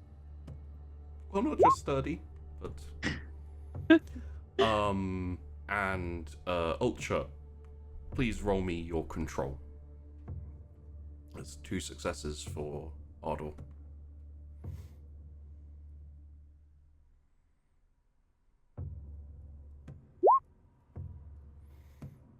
Uh-oh. 1 success for Ultra. So, Ardor, as you start to manifest this power, Ultra, you feel that connection, the meld, you feel the building of this very hot, very excitable, very happy energy inside you. It presses on the back of your eyeballs, it fills your lungs, you're like breathing happiness basically. And as you're focused on the tongue, like manifesting this like elasticy, sprangy kind of toad tongue, Ardor, you start to feel a little sweaty, which is weird because dragons don't sweat. Right. As you start to essentially sweat or excrete from your pores a mucus, a very like slimy frog toad like mucus, and it starts to basically like out and start dripping, and it's unfortunately the wrong trait has been selected. You have the sliminess of a toad currently. Ultra, I'm dripping. And as a sidebar, Ultra, your hand is very sticky and slimy. Yeah. I noticed that almost immediately. And I think, though, I have this like almost elated feeling, which just not used to. Yep. So it's probably giggling a bit. It's distracting. Like I've never felt this overwhelming sense of joy before. So I'm trying to breathe through it, and I didn't expect that. So I'm not used to controlling my meditation when there's such a huge emotion present. So I just start giggling. Okay. Okay. Sorry. I'll try again. And then I try to breathe, do a lot of belly breaths, close my eyes, picture a toad, picture its tongue, and focus also on Ardor's mouths to be like, that's where it goes. And you refocus, and Ardor, you feel this kind of like elasticy, sprangy kind of nature adjust your tongue. It shifts, it moves in the center head, and by instinct, essentially, part of what you pick up from these traits is the instinct of using them. You know that you have now this kind of like long extendable tongue which can like stick to things and grab things. If you want to take a shot at something, there's a box in front of you. Are any of the teachers holding something? Weapons. Aside from that, not really. Which one? Yeah, Beric has a little talisman on his chest. If it's glittery and like something I could see, I 100% would be like, ooh. Yeah. And aim for that. And I aim to elm. Roll me a martial, please. Ooh. Damn. 3. Yeah, the tongue just like coils in your mouth, and then you open and it springs out, and it like very gently splats on this talisman, and then like and like flies back, and it's just I think I did it. You are still slimy, however, that does not go away. I look over at Iliagar, just like super big smile. We did it. You did do it. However, you did manifest an unintended trait. Your dragon is slimy. No offense, Ardor. None taken. It's really uncomfortable. It'll be like that slimy for an hour or two, maybe. Also, I would like drop the talisman, like at Ultra's feet. Or if you had a hand out, like. Yeah, I'd see you probably leaning down, so I'll put my hand out for you to drop it in. Well, does that mean that we could pick several traits if we needed to down the road? It would be difficult to store all of them, but on consumption you would be able to manifest multiple traits with enough power and enough control. I'm feeling the high of whatever I felt from Ardor just start crashing. And now internally, I'm like, you didn't control yourself. You didn't do a good job with your meditation. This is what you've done your entire life. So you see almost like a deflation in a sigh. Here's the talisman back. Thank you. We will work on it. Keep practicing. Next time there may be less slime. Yes, at least you'll be hydrated for the rest of the next hour. Yeah, or I'm gonna have to really hydrate after. I'm proud of you, Ardor. I like being your teammate, Ultra. And even though I feel very deflated about my inability to help, I don't care that Ardor is slimy and has a mucus film. I I like lean over and I pet and just kind of like, well, if Arter's got to deal with it, I got to deal with it too. Yeah, so just like and just start like walking back to where we are standing, and then also thinking, well, I told Perry I could help with the meditation, but I can't even do it. So just like you can see, probably not carrying myself with as much shoulders back now. They're forward a little bit and just kind of down. And there is a little bit of ice walking for Ardor as you head back because it's a little bit slimy. You get used to it, but it's slippery dragon. And then Iliagar looks forward and says, I believe Argent and Cassandra are the lost? Yes. That's correct. So, for you two, your abilities are that of enhancement. The main use is the enhancement of the abilities of the other dragons. You may adapt, you may bolster, you may add to their manifestations. However, for the sake of practice, you may also enhance your riders, your own abilities. It is minimal comparative to the effect you can have on the manifestation of a dragon. However, you may enhance eyesight, hearing, smell, speed and power to a small extent.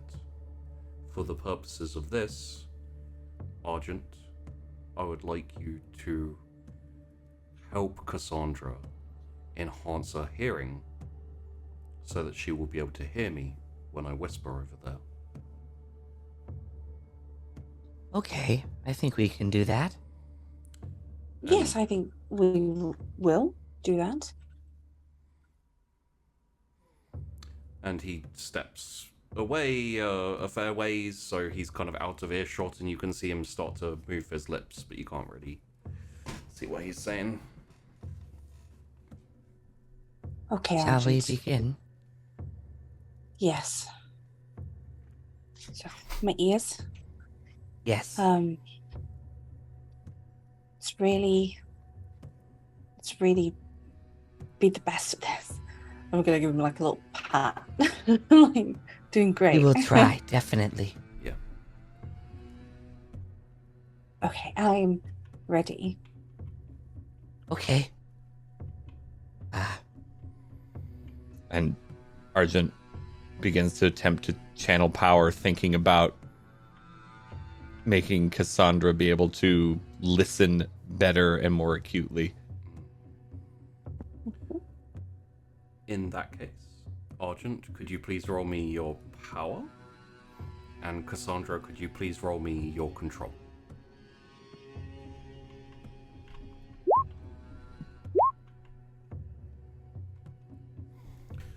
Both of you rolling 5s. Very nice. We got the same. That's 3 successes for Cassandra and 2 successes for Argent. So, the power that fills you, Cassandra, is cold. Not devoid of feeling, but like ice or like a blade. It is built for purpose. It is exact. It is very precise. It fills your lungs. It fills your stomach. It builds behind your ears. Builds behind your eyes and forms some pressure, but it's not overwhelming. And instinctively, you redirect that energy, you redirect that force to your ears, to enhancing, to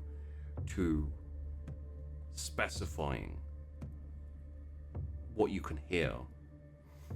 and very, very quickly you find yourself hearing a murmuring. You can hear, and slowly it builds unto the point where you can hear 89, 90, 91, 92, 93, 94.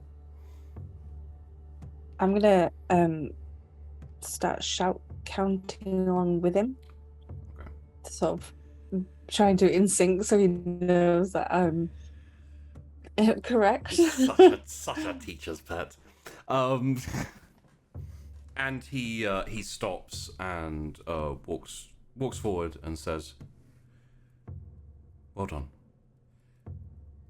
In this way, you will be able to train without the need to train with the others. However, as time goes on, you will want to help and to adjust, adapt, and add to the abilities of the others in your pod.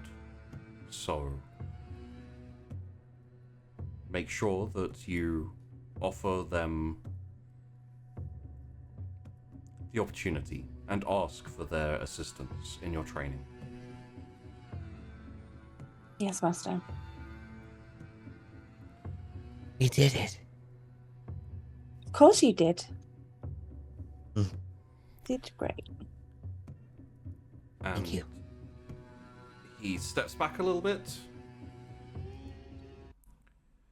He turns around and he says, "And finally, the last thing to teach you and to show you today is what a fight between dragon riders looks like." As he holds out both of his hands, behind him, behind him, both Beric and Hatari, the pink Lungron, along with Jazere and Galeriat, the gold wyvern, shoot up into the sky. Quick flapping of wings and a quick snaking as they both try to gain height on each other. But Galeriat, obviously with more power, with more speed, manages to get that height and rides one of the thermals higher up as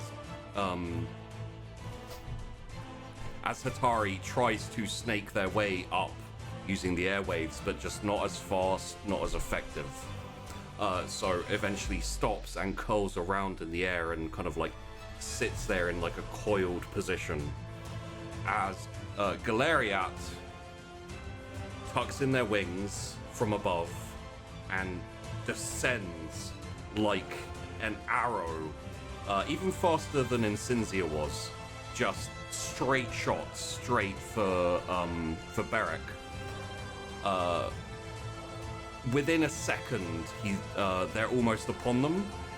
At which point, there's the kind of granulation around Beric, and the armor forms and clasps to him, and this large, like, sword, and this time a large shield as well, manifests in front of them as the swing from Jazere and his weapon clangs into the shield, and the power and force that connects shoots Beric down, and he starts to fly towards the ground as the armor granulates again and forms into Hatari again, who wraps around Beric, and then like with kind of the front of his body, and then tail shoots out along towards the ground, wraps around a tree, and uses it to slingshot around and fly back up into the sky as Hatari granulates again and forms back into a armor and weapon. The weapon itself disconnecting sections of the blade and extending into this like weird wavy whip with bits of blade on it, as he stops his ascent as, the motion carries him to the extent of where he's going to move, and he starts to fall back down towards Galariat, who is now currently stopping the dive and turning around now below Beric. As Beric flies down towards them, the most chance they have is to essentially prepare, as this whip-like sword flies around Josere and basically constricts around him and actually tightens and binds his arms to his sides. At the same time, Galariat himself, the Gold Dragon, reaches over and chomps down on the blade. Now, at this point, I'm not sure how much of this you see or notice or feel, but what Galariat has done is he's clamped down upon the dragon, because the blade and the armor is Hatari. And what you will see now is essentially as Beric keeps coming closer, the form of the blade starts to granulate, starts to slowly bits of sand drifting away, and the blade is like disconnected, and Beric yanks it away, and it starts to contract back into a blade. And at the same time as he brings down his sword, another gold sword is manifested in Josere's hand and clangs against the other one. And you see the granulation and start of armor begin to form on the forearms, on the shoulders, and on the head. Basically, small parts of Galariat are granulating and forming around Josere's body, as they both now start to fight on the back of Galariat, like swords clashing and clanging back and forward, until eventually the longer pink sword is skillfully disarmed and flipped away, and Beric finds himself on his back with a golden sword pointed at his throat. And he puts up his hands and says, "I yield." And Josere lifts up his sword and nods and says, Good fight. And just as quickly as it had begun, the fight is over, and Josere and Galliat have succeeded. Standing with you to the side is Iliagar, and he turns to you all and says, "It's not something we strive for, to fight between dragon riders or dragons. But it is worth seeing, because it is the most dangerous situation you'll find yourself in. Because it is the only time you will be evenly matched. In all other encounters, even when you're outnumbered, you are 2 as 1 working together, and you'll be stronger than all the rest. When you fight a dragon rider, you're on equal terms. Hopefully, that will never come to pass for you 4, for you 8. But you may want to practice with each other now and then. to prepare. Always good to be prepared. And we will end there for today.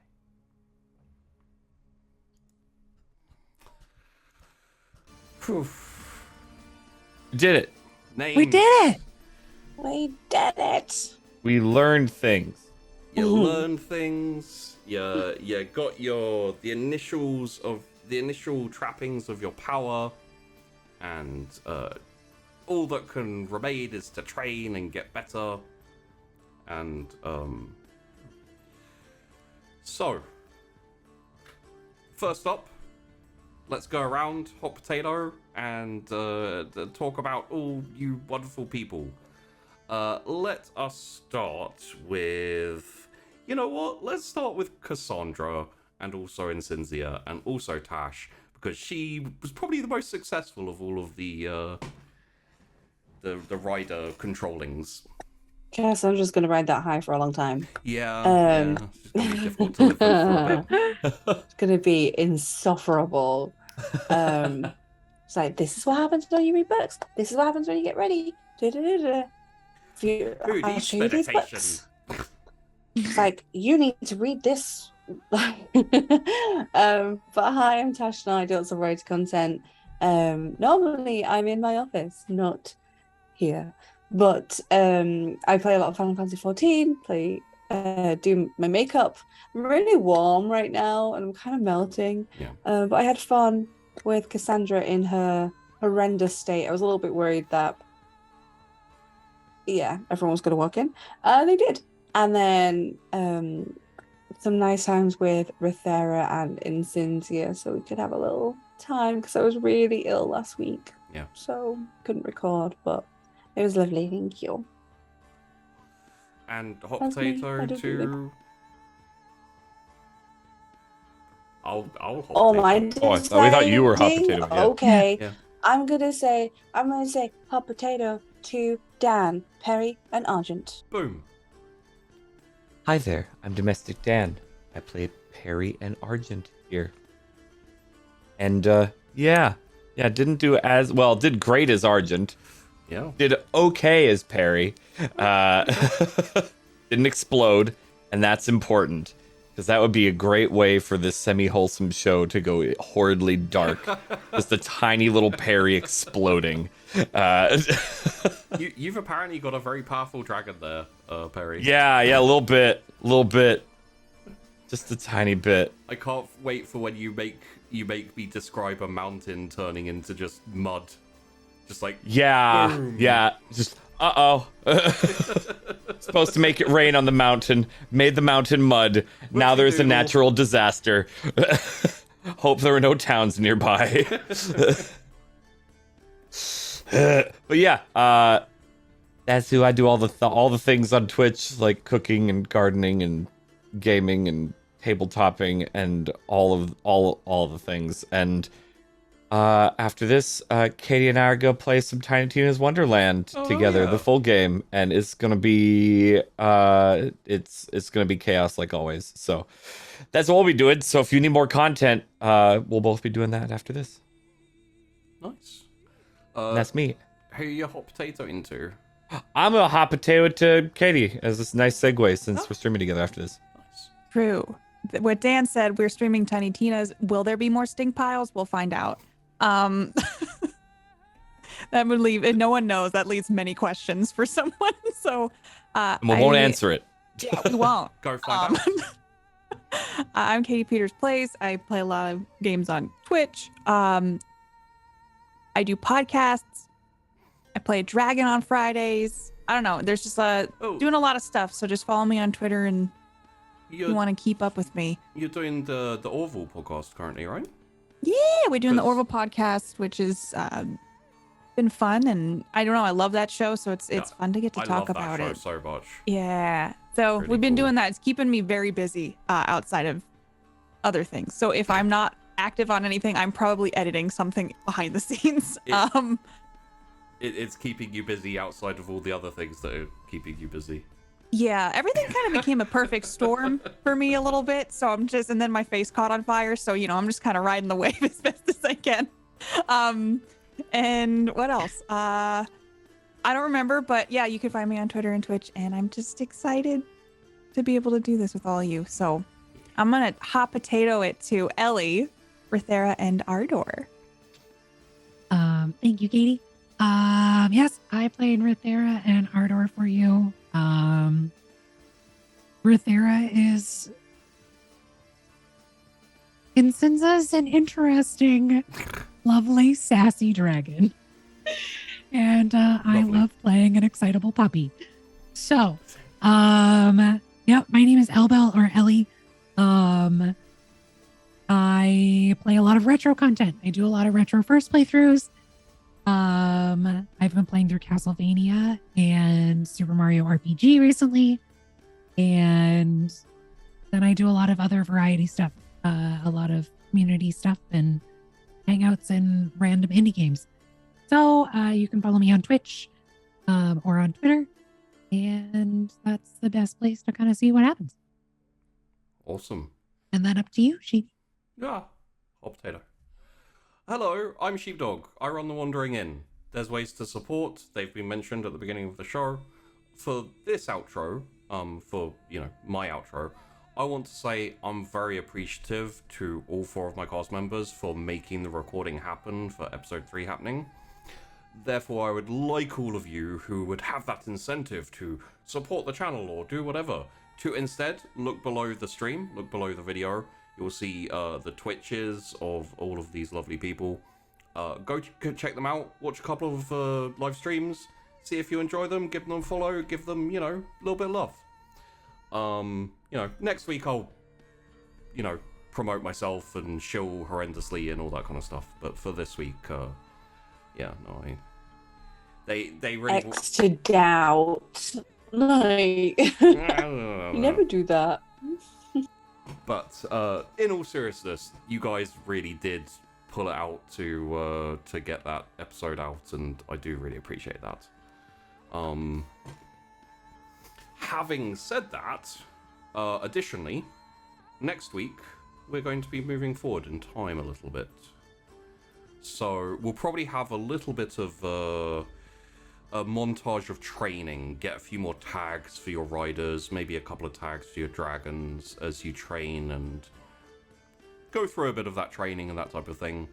But I think it's high time that you are sent on some missions for the riders. I think it's time for you to fight a flock of gold dragons, really, with riders on. Because that's not terrifying. No thanks, we're good. It's alright. Yeah. Oh, poor Jazeri.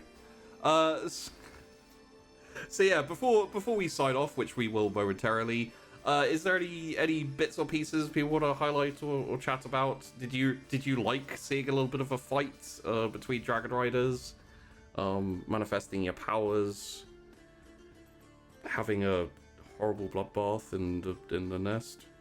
Yeah, I mean the Dragon Riders fight was very dramatic anime.